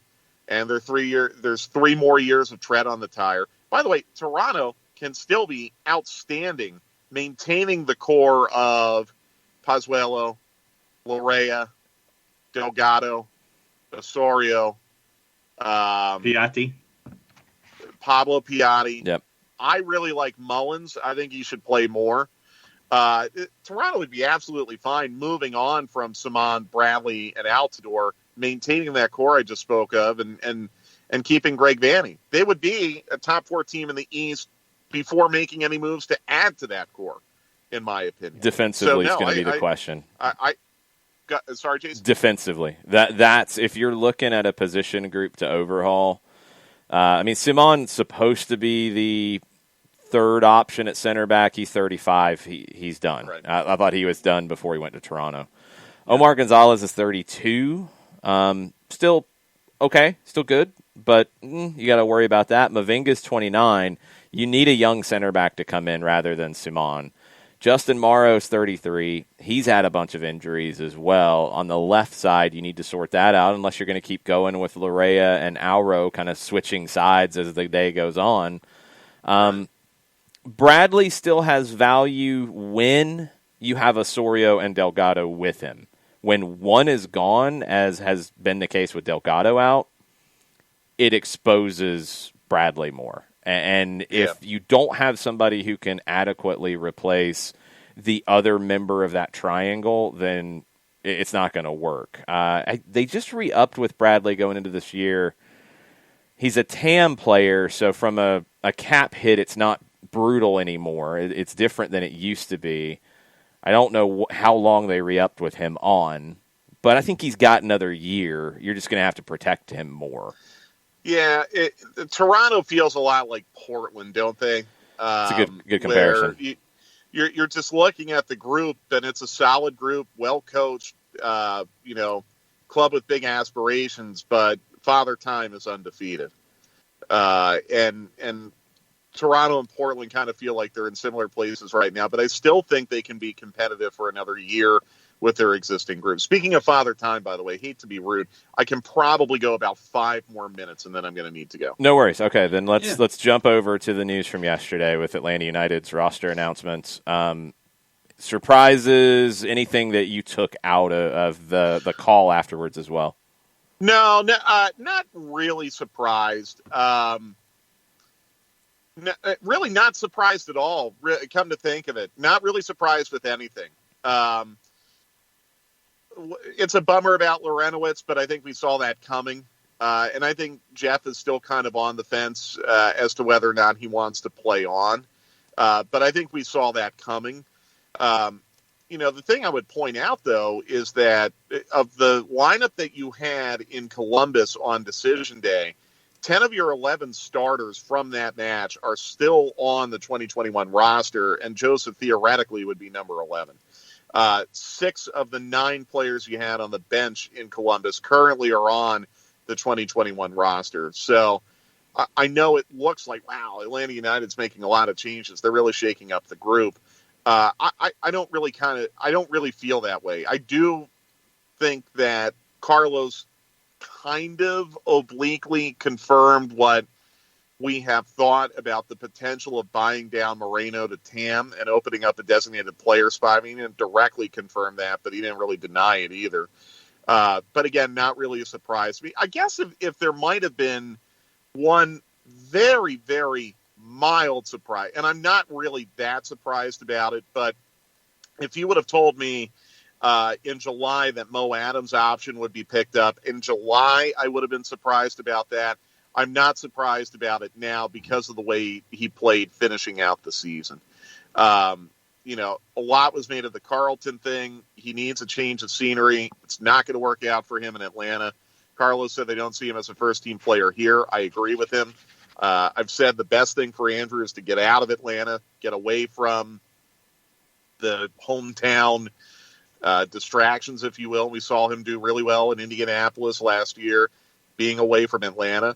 I think people who have chosen to make that an indictment of Atlanta United's academy system and homegrown signings, I just completely disagree with that. Totally disagree with that. And I think you ought to give guys like Tyler Wolff and Efrain Morales and probably Jackson Conway a chance. I think George Bello, a homegrown player, might have been one of your three best players this year on the team. Mm-hmm. So I totally agree with, they're giving up on Andrew Carlton and Lagos Kunga. Therefore, those are Atlanta United blew it on the homegrowns again. No, I don't feel that way at all. I think that's absolutely ridiculous. So no major surprises. We'll see where they go from here because I don't think they're done yet, obviously. And I think some of the players that are currently on the 2021 roster may not be here. Remember last year they picked up options on Julian Gressel, and then they turned around and traded him. They picked up an option on who else? Gonzalez Perez. LGP, thank you. And then they sold him. So just because you're on the 2021 roster right now doesn't necessarily mean you'll be back, but I think for most of the guys on that list, they will be back. All right. Quickly before you go, Daniel Price with a question. So to add further onto the post you had early about smoking a turkey, if you don't have the recommended rub, what homemade rub would you recommend? I was thinking of using smoked paprika, pink Himalaya salt, and cracked pepper. Yeah, no, absolutely. I think sounds workable. Daniel, I need to know, are you dry brining, are you wet brining, or are you not brining at all? If you're smoking it, you need to brine it. So are you going to do a dry brine or a wet brine? If you're doing the dry brine, you've already used a lot of Himalayan salt. Of course, you're going to brush that off before rubbing it. I don't think there's really a right or wrong answer with your rub because it depends on what flavor profile you want. Do you want it to taste like barbecue, or do you want it to taste like it's coming out of the oven? If you want it to taste like it's coming out of the oven, you baste it and you do everything that you would do in the oven. Have a drip pan with some butter and some herbs and some veggies and baste it.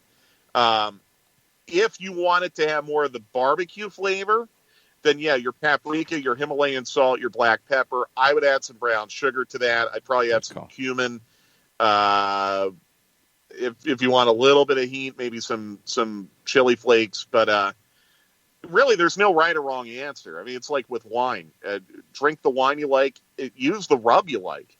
Turkey is a really, really neutral meat that's going to be enhanced by whatever you put on it. So if you like paprika and Himalayan salt and black pepper, do that. If you want to add some brown sugar, do that. It's all about what you like. So I hope Daniel does what he likes. Yeah, Daniel says wet brine. Okay, yeah. So make sure Daniel, make sure you dry that guy off before you rub him. And you might even, I don't really do this with turkey, but some people do. You might want to put some yellow mustard on that turkey to help the rub stick to it. But I don't think you really need to do that for a turkey. That's an interesting one. Okay. All right. Well, sounds like you got your hands full, my friend. Yeah. Fred's getting old and dealing with some stuff with him. Yeah, so, right there with you, brother. Yeah, this is the price you pay for loving a dog so much, right? But anyhow, I think I'm about 85% sure we'll have stoppage time 2:00 on the 92.9 The Game Facebook page today, and we'll talk again on Friday for the full half hour. I apologize, guys. No worries. got called out to the vet this morning, and they're looking at me now as I'm talking in the car, kind of looking at their watch. So I'd better get them in there. Do your thing. We'll talk later. Okay, guys. Take care. Thanks, Mike. Bye. All right. We got a ton of different things to jump into. It feels like all kinds of news is popping off out of Mexico at the moment because you have a huge playoff series about to start with Club America and Chivas, the Super Clásico of Mexico. Miguel Herrera, the manager of Club America, whose name has come up quite a bit, who said he is not leaving Club America for a job unless it is to Europe, was asked yesterday by TUDN if he had any contact from the Colombian Federation about possibly managing Colombia. Said he has not had any contact. Happy to see his name in the frame, obviously, if Quiroz does leave, and that has not been resolved as of yet. Tom Marshall also tweeted out, and he's at Mexico World Cup on Twitter. He is the Mexico correspondent for ESPN FC. Turco Mohamed's future at Monterrey is still unstable. Looks like he's going to go, and that will be one of the best jobs in the Americas. That will be another big team in the market for a manager. Monterrey, Atlanta, LA Galaxy. That's 3 big teams looking for managers, and I'll be very curious to see how that carousel spins. And that is 3 versus 7 in the playoffs. Chivas got into the 8 by beating Necaxa 1-0. This one is Wednesday and Saturday. And for those interested, you can watch on NBCSN in addition to all of your other networks. They're putting it on NBCSN? Yep. In Spanish. Because they can't put it in English, I don't think. Well, maybe they could. I don't know. We'll have to figure that out. Get the details on that one to make sure we've got it. Make sure that's not the women's game, because I think the women play in the Liga MX Femenil playoffs they do as in the well. Femenil as well, yes. It's kind of crazy. For Club America and Chivas fans, they're going to be brawling. Uh-huh. That's good. Good things. Also some news down south. In the college ranks, Georgia Southern has announced Chris Adams as their new women's soccer coach. Chris was at North Georgia for a number of years. I think he started that program. Also managed the Atlanta Silverbacks women's team when they were in the not the W League days of the Silverbacks women, but the second, the WPSL version of the Silverbacks women. Chris is a really good guy, and he'll go down to Statesboro and I think do a good job for that program. So Chris Adams heading from North Georgia down to Georgia Southern. They are an NBCSN, okay, and everybody's got your back on that one. I did not know that had happened and how that happened. I'm guessing it's down to the individual team deals, because Mexico's weird. This is why it's hard to follow at times, because the teams do their own TV deals, and if they have the home game, then it's on their network. So, like, Fox has some, and they put some games in English on FS2 or FS1. Monterrey was one of them. Santos Laguna was one. I didn't know that anybody in the NBC family of networks, Telemundo, had picked up. Yeah. Is it Club America or is it Chivas? Chivas. So they got the games in Guadalajara. Okay. That's new. Because, that's where I got messed up, because Chivas was trying to do their own over-the-top thing that failed. And then they had to go out and find somebody. So, interesting. Okay. And it's going to air live Spanish language on Telemundo. So you've got NBCSN and Telemundo going at the same time. Very curious to see who they put on that call in English. Yeah. I'm intrigued. Bart, talking about Chris Adams, says, great coach, really awesome guy, huge upgrade for him and the GSU program. Also a really awesome youth camp director. Awesome. I did not know the youth camp side of it. I've dealt with him with the Silverbacks women when he was there. Good guy. Always a good guy. Always put in a ton of work with that program, because it was very I'm trying to think what the description of being funded would be. Non-existent. So he had a lot to do in the WPSL and put a good product together. So I saw that. Very excited to see that for Chris and for Georgia Southern. So good stuff. What else we got on Twitter? Daniel Hutchins is going to be listening later, but he wants to know how many players would have been sent off from the Flamengo River Plate match if it were played in Europe. Oh, jeez. That game was wild. See, I was watching that like as the Nashville game was going on. I had my two screens, and I had the Flamengo Racing game up. And first it was played in a biblical downpour throughout the whole night. Didn't get stopped at any point because of lightning. Some other games in Buenos Aires did. You had two early goals for each team, or one for each team, so you had some back and forth.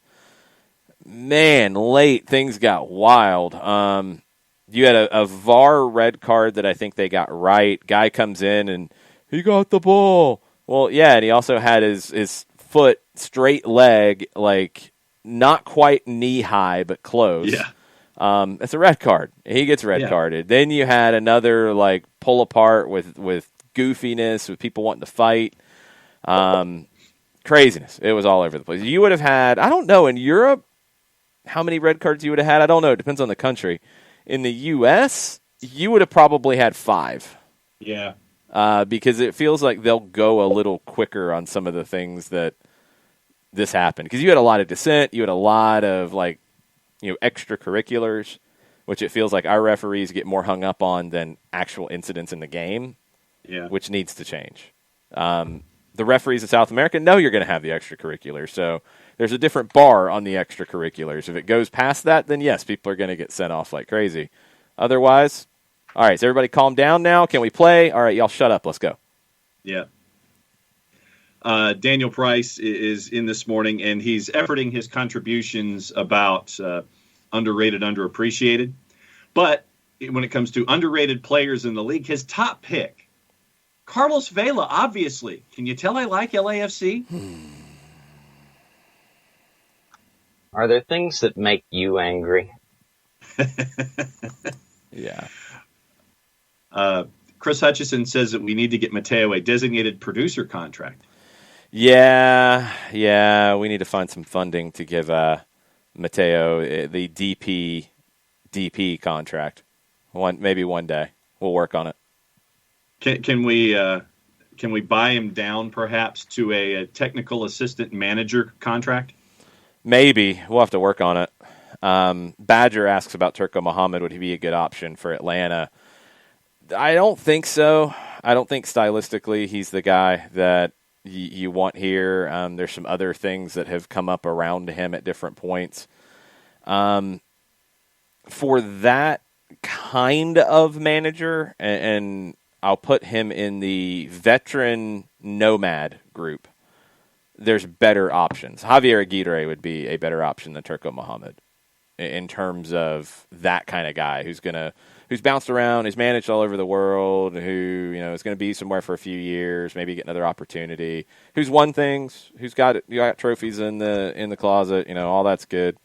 Aguirre is a better fit. I don't think that's the direction they're looking to go, though. Both are a little too defensive than what we have been told about that you're looking for style-wise. Also on the board to catch us up on the Twitters, Kosk Arch, discussing the two-legged topic that we had with Mike. Mm-hmm.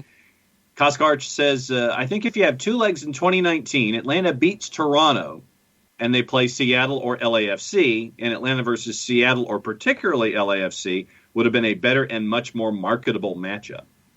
I think it just it makes it not easier, because that's not the right word here. It ensures you have the better teams go through more often. Doesn't always happen, because you do get upsets in two legs. But over more time, the better team should win more. And I think that's what the league would want. Now, I didn't see it play out here that much. I think there was, because it was talked about when they made the change to make it easier to understand or more fan-friendly, or some of the descriptions. I don't think people have a hard time understanding two legs. I don't think it's complicated. I didn't get that sense in 2018 during the playoffs and talking about scenarios. It didn't feel like people were really struggling with it. I just think it's a better way to do it. I just think it's the best way to determine the best team. And if the playoffs, and in this league, and same in Liga MX, same in any other league that uses playoffs, the playoff champion is the champion. The Supporter Shield is a nice trophy. It's not the champion of the league. So I would want a format that makes the best team have the best chance to win. I would like to see that in the postseason. I've wanted to see that from day one.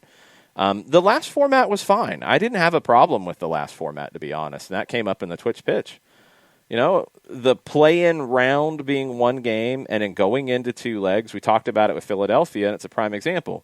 You would see teams in that first game, and now that would usually be at the underdog's place, because the one who won the play-in game, they would host the first leg.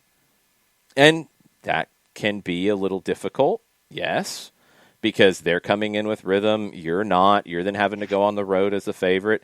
But that's when you get into how you manage 180 minutes. You're probably going to be a little more defensive there. You're going to pick your spots to go forward.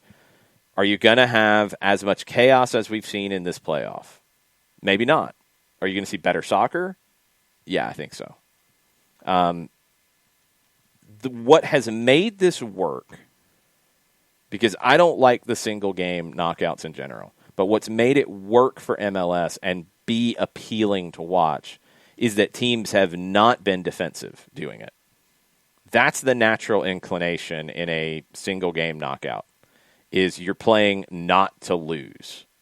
You're being defensive, you're being cagey, you're limiting how much you risk. That really hasn't happened a whole lot. We've had a lot of weird, wild games. Mm-hmm. So if that continues, fine, but I don't think it will. I think you'll see managers start to say, man, why are we risking all this? We're the better team. Let's shut up shop and draw the opponent out and hit them on a counter and win 1-0 and go home. Like, easy. Let's do it. That's the safest way. But it's also maybe not the most appealing to the neutral, which you're trying to get more of. So it's a back and forth. I mean, it's something that the league needs to consider. We'll see what they do. Talking about how many teams are in the playoffs, Liga MX expanded theirs. They're at 12 teams now, out of 18.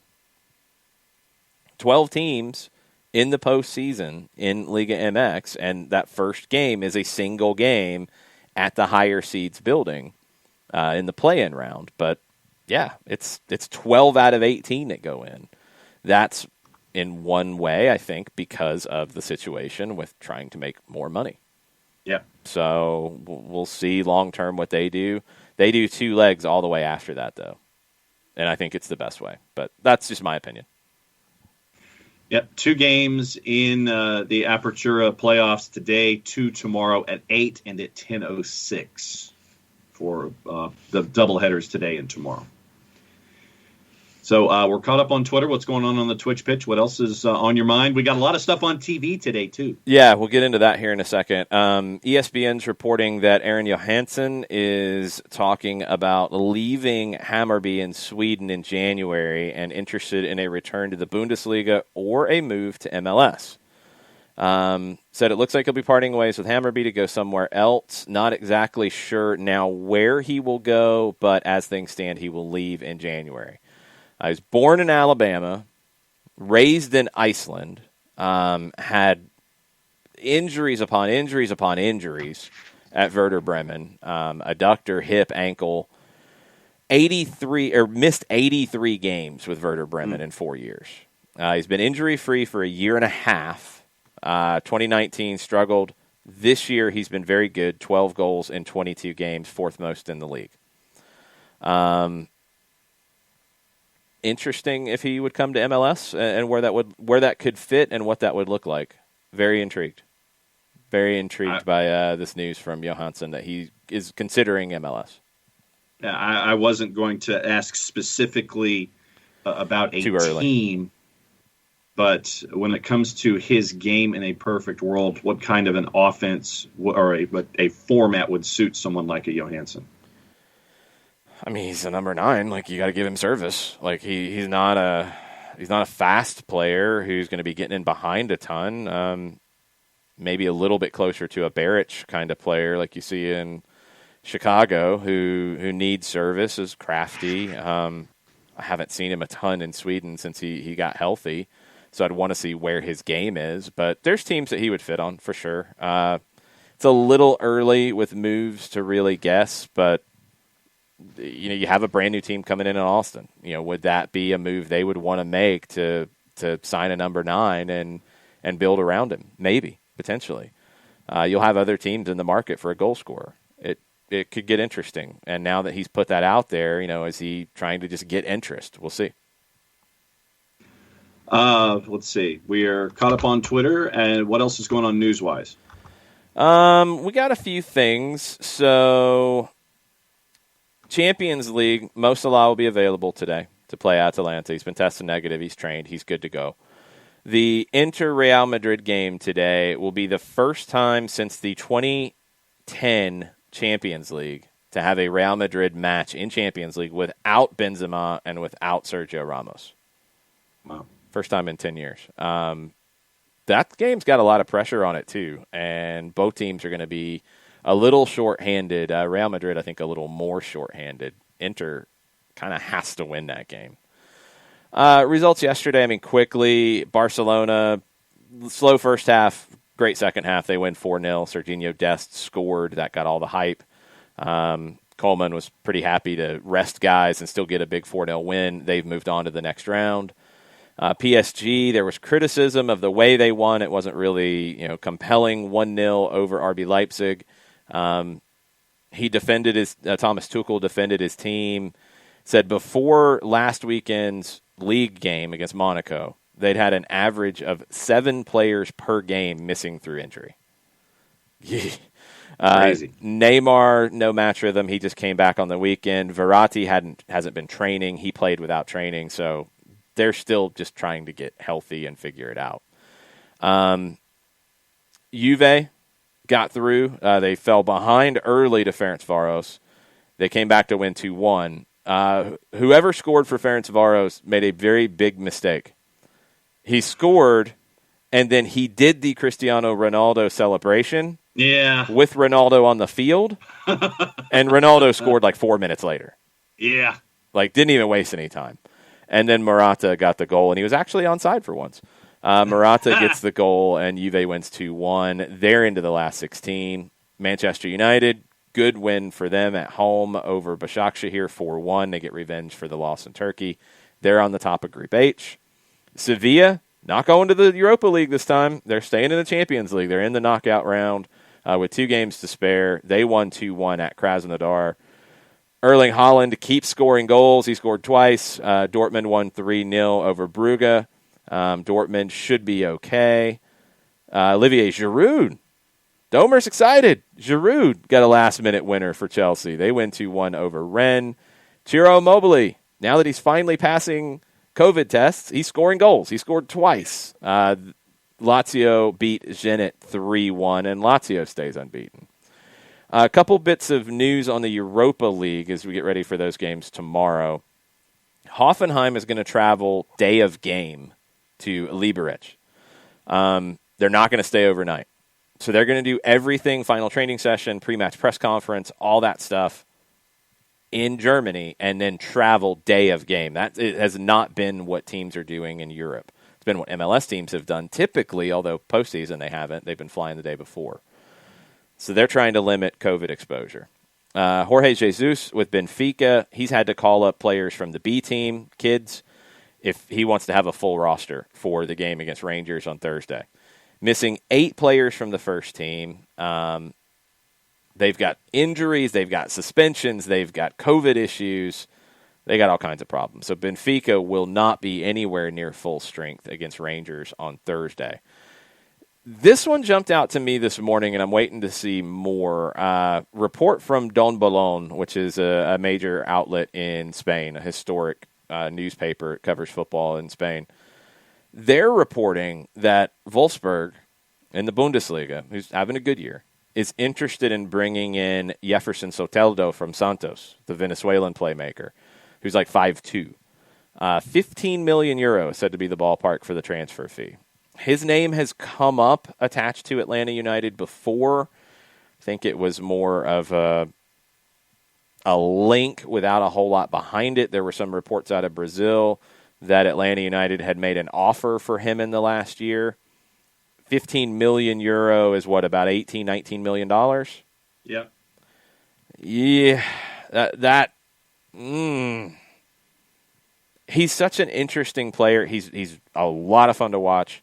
He was great for Santos here recently, came off the bench and sparked them to a late win. Or for Venezuela. Sorry, that was for Venezuela, not even for Santos. He is 5'2". You know, like that does factor in. Like, is he going to handle the physicality? If there's a lot of, physical challenges in the midfield, is he going to be able to deal with that? Is he going to be able to ride off challenges? I don't know. Keep an eye on that one. He's crafty. I like him as a player. I've just wondered what his next step is, what his projection is. There's a little bit more, and I recommend, we're not going to go into detail on it, but we've talked a lot about the German FA, what they're going to do with Jogi Löw, potentially with Oliver Bierhoff. Raphael Honigstein, who wrote Das Reroute, has a piece at The Athletic about what could be next, what they're doing, what are the issues, and he pulled out some things that were a little surprising. One, Bierhoff is very loyal to Jogi Löw. The Athletic has learned that some of the younger players in the camp are not really connecting with Jogi Löw anymore. They don't fully subscribe to the ideas. You have players who are not happy with the way they're being prepared for games. You have questions about veterans like Mueller, like Mats Hummels, who are not there and haven't been there for a while. It's complicated, though, because they say that a lot of the regular starters are fully in support of Jogi Löw. So it sounds really weird. The thing that jumped out to me is Bayern Munich could play a big role here, and they've got a couple players who are being kept out of the national team right now. They make up about half of the starting 11. If they start to throw their weight around with the federation about we want him gone, does that change the conversation? Yeah. So keep an eye on that. But it's a good piece, and it's a very detailed one over at The Athletic from Honigstein if you want more background on the German situation.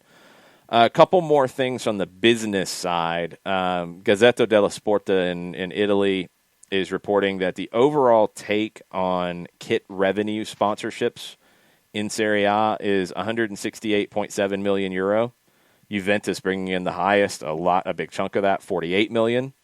Lazio are the lowest, which is a little surprising, 500,000. And Spezia is at 0.7 million. A little surprised Lazio is only getting 500,000 for the front of their shirt. That's baffling to be in Rome and not be able to do better than that. No question. Be curious to see what the comparison is to like MLS. We know the Premier League would be blowing it out of the water, but MLS would be an interesting one. The conversation about fans in the stands in England is going to have more clarification tomorrow because they're doing a tiered system to replace the national lockdown. So some parts of the country will be able to allow more people in. I think some parts of the country might not allow anybody in. Yes. Jurgen Klopp has questioned the logic behind it, potential 2,000 limits on crowds at Premier League games. He said, I don't understand why you can put 2,000 people in a stadium with 60,000 capacity and 2,000 people in a stadium when 9,000 people would fit in. I don't understand it. I agree with Jurgen on that one. That doesn't make any sense. No. Badger says he doesn't think Lazio has a shirt sponsor. Maybe they have like a back of the shirt or something minor. They don't have the front of the shirt. That would make more sense. I think in Italy, maybe it's a sleeve. I don't know what the secondary one is. Juventus has a secondary one. Jeep is the primary. Cy Games is the second. Maybe Lazio only has the second. Back to the Premier League thing. So tomorrow's when they'll announce which regions will be in which tier. Gary Neville brought up, he said, will football become an unfair competition? And I agree with Klopp. Like, it's just where things are right now. Like, it's not unfair. It's just if some areas it's not safe to have more people in the building, then don't have more people in the building. Yeah. Like, that's just how it is. There's no way around that. Lampard said he hopes a level playing field remains. I'm not going to say, let's say in England that, I have no way to know any of this, but let's say Manchester can have 10,000 people. They say you're good for 10,000 people for Manchester City and for Manchester United. And let's say that Newcastle can only have 2,000 people. I don't think they should limit the Manchester teams to 2,000 because that's the lowest amount allowed in the league. They shouldn't limit anybody's ability to make money right now. I don't think. I don't think it's the time to do that. And does that lead to some potential differences? It could. I don't think 10,000 versus 2,000 is a dramatic enough difference to affect the level playing field. That feels like a stretch, and it feels like maybe creating a potential excuse there, Frank Lampard. You have to be safe, number one, and in number two, give teams the ability to make money. Those two things are both part of this conversation now. Aberdeen is leading a charge in Scotland to address it with Scotland having fans in the building. They did some test things. They pulled back from that. They've made it clear, like, they are in grave danger economically if you don't have a pathway to having people back in the building. You know, I think if it's safe and you can make sure it's safe and you are okay with it being safe, you need to open up the doors for people who can do it safely. That's where I'm at. Badger says Krasnodar had fans in the stands for their match against Sevilla yesterday. They did. Looked frightening. So many fans, so little proper mask wearing. That's the next step, is whenever you get to that point of it's safe for this number, you have to enforce the protocols. You have to enforce the protocols on masks and all the proper things around it. We'll see. Did not necessarily expect this, but the BBC had it earlier in the week, and this came from Home Office data in the UK. Aston Villa fans were reported for more alleged hate crimes than any team in the league last season. Results seen by the Press Association under a Freedom of Information request showed Villa fans reported 13 times. Wolves, Leeds, Tottenham were the subject of 10 reports each. Chelsea fans were reported 9 times. These reports came to the UK Football Policing Unit from either the FA or from Kick It Out. Aston Villa fans leading the league in alleged hate crimes. Good. Did not guess that one. Why don't y'all fix that, Aston Villa? The Christian Eriksen saga continues. Now Arsenal have been offered the chance to sign him. It sounds like everybody is being offered the chance to sign want Christian Eriksen? MLS, you might want to throw some numbers around, because this is what James Ollie at ESPN is reporting. Arsenal have been offered the chance to sign him in a deal worth less than the £16.9 million that Inter paid 10 months ago. So they will take a loss to move Eriksen on. Sources have told ESPN that his availability has been widely circulated. Spurs have ruled out any possibility of signing him. Arsenal have, and Eriksen has said he would go to Arsenal even though he played for Spurs. Arsenal could use the creativity, for sure. Sources have claimed he could be available for as little as £12 million. That number might be appealing to Arsenal, who don't have a lot of money. I mean, they're talking about installment payments for a €22 million release clause. £12 million. What's the pound to dollar these days? I think it's 1.3. So you're looking at 12, 3 points, like 16. $16 million, and you'd probably have to pay Christian Eriksen a really nice amount. He's 28 years old. If you were an MLS team, would you pay $16 million for Christian Eriksen and pay him $7 million a year? I don't know if I would. I would have pre-COVID, no question asked. Yeah, I would have been like, yeah, let's do this. Now I don't know. I wonder if he doesn't really fit the Galaxy mold, and I don't know what's going to happen with them with designated players. New York City comes to mind. Yeah. I'd be kicking some numbers around because let's say you could get him for less than that. Let's say that Arsenal says no, and they're widely circulating. I don't know who else is going to come in. Let's say you get him for $12 million. Let's say you get him for 10. I would be asking. I mean, he's a talented player. I would have questions about, okay, what's going on with the attitude? What's going on here? Why didn't it work at Inter? Where are you? Do you want to do this? And if he was up for it and you feel like you got the right answers, as a player, would love to have him. But I would have questions. And that amount, you're going to have the right answers to those questions to spend it. But, hey, again, this is another one where I think MLS should at least be in the conversation to ask about it. Yes. Yeah, no doubt. I would be trying to find out. What else came out of your conversation with the Barn Burner crew about Toronto that stood out to you? It was really the Vanny thing was reactionary, and it's like, Vanny's got to go. He's losing touch. They're not. It's like, look, no, and a lot of it was that reactionary kind of instantaneous loss evaluation where you're sitting there and you're like, oh, Nashville's a 7 seed. They shouldn't have beaten us. And I'm the one who's talking about Nashville SC in this entire show.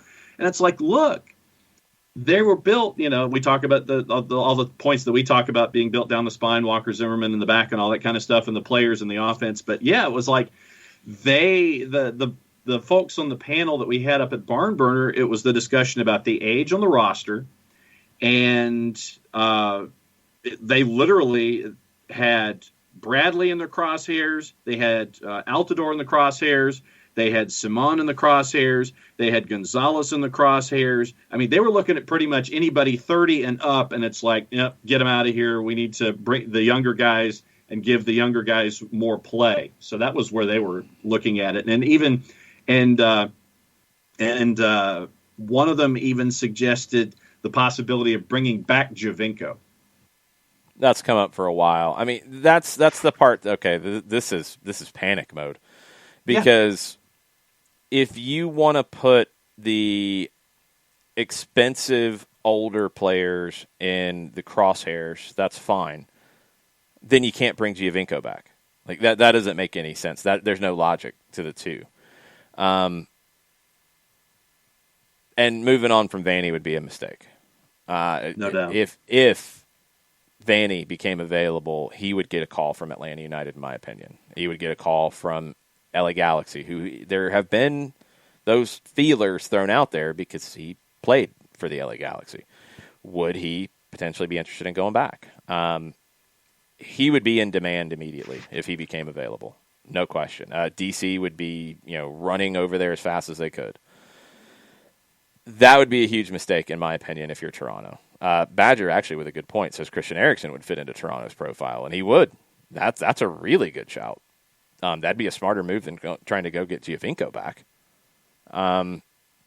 They do have to refresh that roster a little bit. I think in the back, you got another good year out of Mavinga and Gonzalez. You've got to get a younger center back that can be a reserve, can play some, and can eventually replace Omar Gonzalez at the end of his contract. I don't know if you have that. I don't know if you have that coming through your system. I don't know, but I think that person has to be in the team next year. Simon needs to go. Yeah. I think you can get another year because I'm assuming you signed Bradley for a couple at least. I think you can get another year out of Bradley. That's fine, but you're going to have to play Liam Frazier more. If you're going to keep Liam Frazier, and I think you want to because he is the long-term replacement to Michael Bradley, in my opinion, he's got to play more next year. You've got to continue to build around Osorio and Delgado, two very underrated midfielders. They should have been in our conversation earlier. Pozuelo is just a stud. You want to put him in positions to be able to impact your team. Same with Piatti. Akinola, I think you're okay up top. I don't know what the contract situation is for Josie long term, but You've got Akinola coming, so I don't think you have to go get anybody. He's shown he can play at this level and score goals at this level. So if Josie's under contract for another year, if he becomes more of the backup and you ride the deal out, you ride the deal out. If any of these supposed offers that always seem to come up around Josie actually happen and you can sell him, then sell him. Yep. Because you got somebody now to take the spot. But if not, then you just ride the contract out with him. It's fine. You just don't play him as much. You play Akinola more because you've had to anyway because he's been hurt. So, I mean, I don't think they need to blow it up, but they need to start succession planning, and they need to figure out. I mean, I think Westberg is still your guy for a while in goal. Yeah. That was a good get. He's been very good. You've got outside backs with Alro and with Larea who are good. Justin Morrow, I mean, he's another one. If he's under contract for another year, you ride it out. He's a reserve. Fine. Center back, you need to bring a young player in to eventually replace Gonzalez. You need somebody better than Simon as your number 3 center back. You need to play Liam Frazier more to get him ready to replace Bradley because that's going to happen in the next year or two. You need to keep Osorio and Delgado. I know you re-signed Osorio last year, and that was vital. Pozuelo and Piatti are both very good. Fine. Akinola, very good young forward. Good. There's not a lot of, overhaul there. And I think to look at it that way is very potentially counterproductive. And I don't think they'll do that. But if that's the shout out of Toronto now, that doesn't make a lot of sense. Chris Ashley says TFC2 has some exciting young talent, but it hurts that they weren't able to play this season and continue to develop. That's going to hurt them a little bit. They're going to have to find a way to navigate that. But, you just need to push those guys through and look at, Morrow, Gonzalez, Simon gone, I think. But Morrow, Gonzalez, Bradley, Altidore, what's your succession planning? Akinola, Frazier are good and in place. Happy with those. Who's the center back, and are you convinced that it's Alro and Larea long-term and outside back? Did you see this out of Schalke this morning, by the way, for some soccer over there? I know they've had a lot of crazy things happening. I did not see what happened this morning. Sacked their technical director, suspended 2 players from the first team, parted ways with a 3rd player who joined before the start of the season. Man. 3rd biggest club without a win in 24 league games, sit at the bottom of the table, 3 points after 8 matches. It was announced that Nabil Bentaleb and Amin Harit were suspended from the first team, while Ibisevic, who joined on a free in September, would leave the club at the end of the calendar year. Club's statement says that they made the following personnel decision in the midst of a difficult time for the club, with an eye on the 5 crucial Bundesliga games remaining before winter break. The 2 players, Bentaleb and Harit, will train individually under supervision of the first-team coaching staff until further notice. Ibisevic's contract ends December 31st. Earlier in the day, Schalke parted ways with technical director Michael Reschke. The club's sporting executive Jochen Schneider said in his statement that there had been different views, quote, over the sporting future of the club between the pair. Ibisevic, who said he intended to play at the club for free, clashed with an assistant coach during a training session for the reserves after the defeat to Wolfsburg on Saturday. Schalke said the termination of the contract had nothing to do with the incident. So, yeah. Sounds like fun. Oh, yeah. Absolutely. Badger says Bentaleb had some problems with Pochettino at Tottenham while he was there. It's been a recurring issue for him.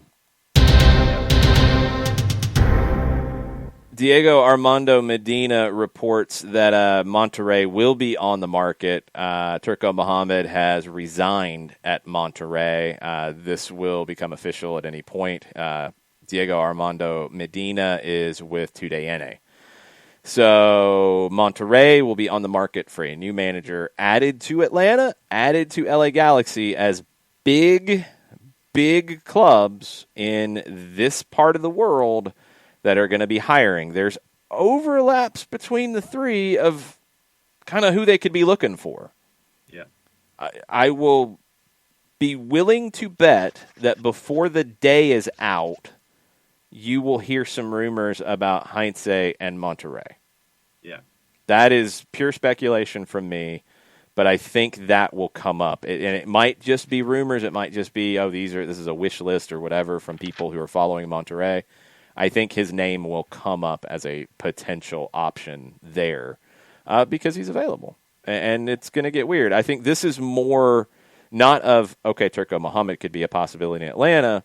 I think it's more of now you have another competitor in the space looking. DK says, which would Heinze prefer? And I have no idea. I think Heinze would prefer going to Europe more than anything. Would he look at going to Mexico or the United States as okay instead of going to Europe? Probably not, but I don't think there's a European offer for him right now. Right. So would he rather wait out the madness at Racing, where he's been linked as well, which they got a 1-1 draw in the home leg against Flamengo.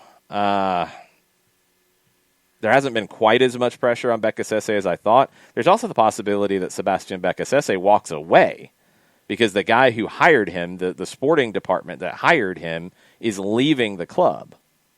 So he might say, I'm out too. So he might walk, or he might get fired if they get knocked out by Flamengo in the Libertadores quarterfinals. So if that opens up, that's where there will be the most Argentine pressure for Heinze to go. Doesn't mean he'll go there, but that's where the push media-wise will go. You've had a lot of Argentines go to work in Mexico. It's not looked at as maybe as much of a negative as going to MLS, although the MLS narrative has changed a lot. I think there's still some who try to really feed the, Argentine soccer looks down on MLS. I don't think that's the case anymore. Are there people in Argentine soccer who look down on it? Yes. Overall, I think that attitude has changed with a lot of people coming here and being successful and a lot of money coming out of it on lots of different ways. I think the attitude's different, but it's a little more accepted in Mexico than it is coming to the U.S. I don't know if there's any direct links to anybody at Monterrey and Heinze. You have a few Argentines at Monterrey. He could probably ask around and get some good information on if that's a club he would want to go to. Monterrey is hugely ambitious. Monterrey will spend a lot of money. They're not going to have any problem paying him very, very well if they want to do that or whoever comes into that job. But they're in the market now, it sounds like, and that, again, should become final any minute now. And Monterrey will be competing for a lot of the same people that the LA Galaxy or Atlanta United could be. What's your viewing schedule for the day? There's a lot of stuff. Let's pull up the rundown. So it's going to be a multi-screen experience for you today? I don't know if it will be or not. 1 o'clock, 12:55. You got Mönchengladbach hosting Shakhtar. You've got Olympiacos and Manchester City. Both are somewhat interesting.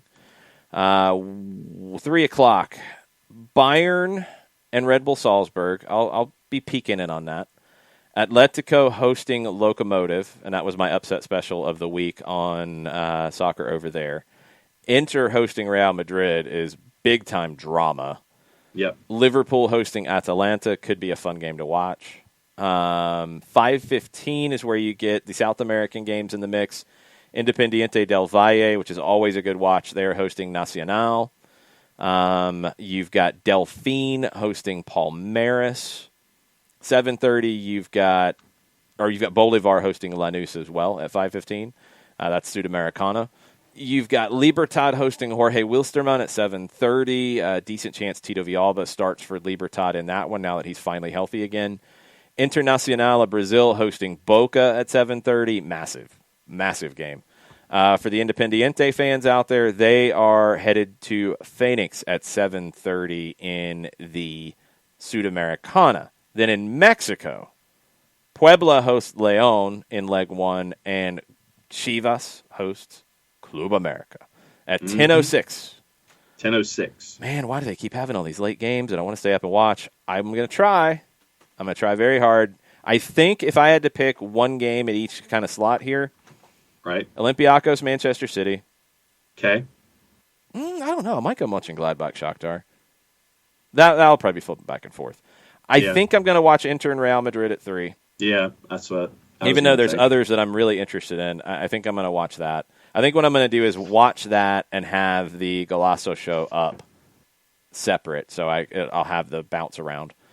5:15, Independiente del Valle. I'll watch that. 7:30, I will watch the Inter and Boca match, and then I'll keep up with Puebla and León, and I'm going to check in on Chivas and Club America. Sounds about solid. I just have to make sure that my battery is good on my phone if I'm going to be doing things remotely. Listening in the car, watching in the car, that kind of thing. Just make sure that the plug into the cigarette lighter charger is functioning. That's a problem? Well, no. I just have to make sure I have the right adapters. That's a problem? Well, once again, it's trying to get the right cables and things. For those watching on the Twitch pitches, I hit myself in the face with the cables. So making sure that I pack this cable so it goes into this phone, so it goes into the cigarette charger adapter to make sure that I can watch things with my unlimited data plan that I have. Unlimited data plans are awesome. But aren't you going to be driving? Well, that's why I said it's just going to be on in the car. I'm not going to sit there and change channels on my phone as I'm You're not going to be watching it driving, though, right? No. It'll be like you have the radio on. It'll be just over in the passenger seat. Now, we have 3 shows that we're taping today, and so the second that third show is over at 5:31, then that's when I hit the car.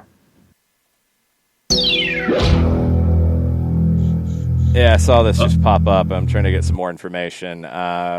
Breaking reports out of Argentina. Diego Armando Maradona suffered a cardiorespiratory arrest and is in serious condition. Teisei's got it up. It looks like four ambulances are there. He has been in a... I don't know what to call it, if it's a rehab facility, if it's like a kind of halfway between the hospital and home. He had the issue with first going to the hospital and they weren't 100% sure what was wrong. Then they found the blood clot on the brain. They had surgery. Everything went well. Then he was having alcohol withdrawal. Leaving the hospital, so he stayed in the hospital a little bit longer, and then he went here about a week ago, and reports have been good, but it sounds like he has had another health issue, and he's in serious condition is what most reports have it described as. Yeah, looking at Golasso, Argentina, uncertainty over exactly what has happened. Yeah. But reports have suffered cardiac arrest, ambulance rush to the house, more to follow. So that's where we are. Just from, I don't know. I mean, we're all trying to figure this out. I think everybody is at the moment. It's being reported by Clarín in Argentina that he'll be stabilized before he's taken to a more specialized clinic. That at least sounds good in that it's not critical. Yeah. So is it is it related to the withdrawals? Is it related to the surgery he had? It's hard to tell, but yes, it looks like he's going to need some more medical assistance. And oh man, looked like he was out of the woods, but he is not as of yet. So we'll keep you posted on this and make sure you're following just the basic of Teisei Sports out of Argentina, and Clarín is another good one to follow. But this is going to be talked about all over the soccer world, as we saw, for his birthday and as we saw when he went to the hospital the first time. This is going to get talked about worldwide because it's one of the greatest living players. He's having some health issues. Yep. So what else is on your itinerary today other than watching games? We got stoppage time at 2. Facebook.com/929thegame. We'll get deeper in, and if you guys have questions that we haven't gotten to here about Atlanta United roster, I'm sure the rumors will come about Heinze. Maybe there'll be a little bit more follow-up with Monterrey potentially being in the mix as well, and anything else. There has not been any follow-ups on Heinze to Atlanta out of Argentina since the Doble Amarilla post and then other posts that spun off of that. So if you have questions about it, if there's anything you want us to dig into deeper, we will do that starting at 2 o'clock, Facebook.com/929thegame. We won't have a show tomorrow morning. We won't have live shows on either day. We won't have a live show on Friday. I'll be filling in for the midday show over at 92.9 The Game, 10 to 2 on Friday. You can listen on radio.com as well. Then we will have some taped stuff that'll air on Thursday and Friday in the mornings. I've got a soccer files on the early stages of Major League Soccer as it was trying to come together in 1994. So I'll kind of walk you through how the league got to where it started day one in April of 96. Those will be posted on Thursday and Friday. I think we might have a few other things that'll post on Thursday and Friday morning as well. Yep. So we'll be back for a power hour on Saturday. If anything comes up and we're able to throw in a Twitch gathering, the bat signal will go up. So make sure you're following us at Soccer Down here on Twitter, or have your notifications on if you're watching on Twitch, so you'll get the buzz that we're going to go live. It could happen. There's no guarantees. That just might happen. It might not. I was planning on it on, what would it have been for the playoffs on Sunday? I was planning on it after the first game before the second game started, because there was a window of time where I'm like, cool, we'll jump in. But then that first game went absolutely nuts, and there was no time. So that was the idea. It didn't happen. We might do that over the next couple of days, or at least I might. I think John's going to be traveling around, so might be me answering some questions or talking whatever soccer is going on, because there's a bunch. I mean, all the games today. You got games tomorrow in Europa League. You got games tomorrow in Sudamericana and in Libertadores. You've got games on Friday as well. You got the U.S. women playing on Friday. So tons of stuff coming. There will be plenty of soccer to talk about. If we catch up on Saturday, we catch up on Saturday. If we get to do it before that, we'll do it before that. You guys who are doing anything for Thanksgiving, be safe. Yes. Be careful. Be thoughtful about what you're doing, not just for yourself or the people that are in the room with you, but the people you'll interact with when you come home, or when whatever you're doing after that. Be careful. Look, it's hard. I know there's people who still don't maybe take this as seriously as others. I get it. You can still be thoughtful about how you handle your own business and think about others as well, please. Because hopefully this isn't a launching pad to a lot of problems with coronavirus. I really hope it's not. There's people who are worried about that. I'm one of them. Just be careful. Just be very careful, because we want to talk soccer with you guys for another whole month. I mean, the silly season hasn't even really gotten underway yet. There's so much going on. So we'll be talking again soon. Thank you for being part of the show. Thank you for listening. Thank you for interacting with us. Thank you for all that you guys do to spread the word and tell people about the show and just being part of the SDH family. We're thankful for you guys. So happy Thanksgiving to all of you and yours, and we'll be back soon. Mucha plata, y'all. Happy Thanksgiving, y'all.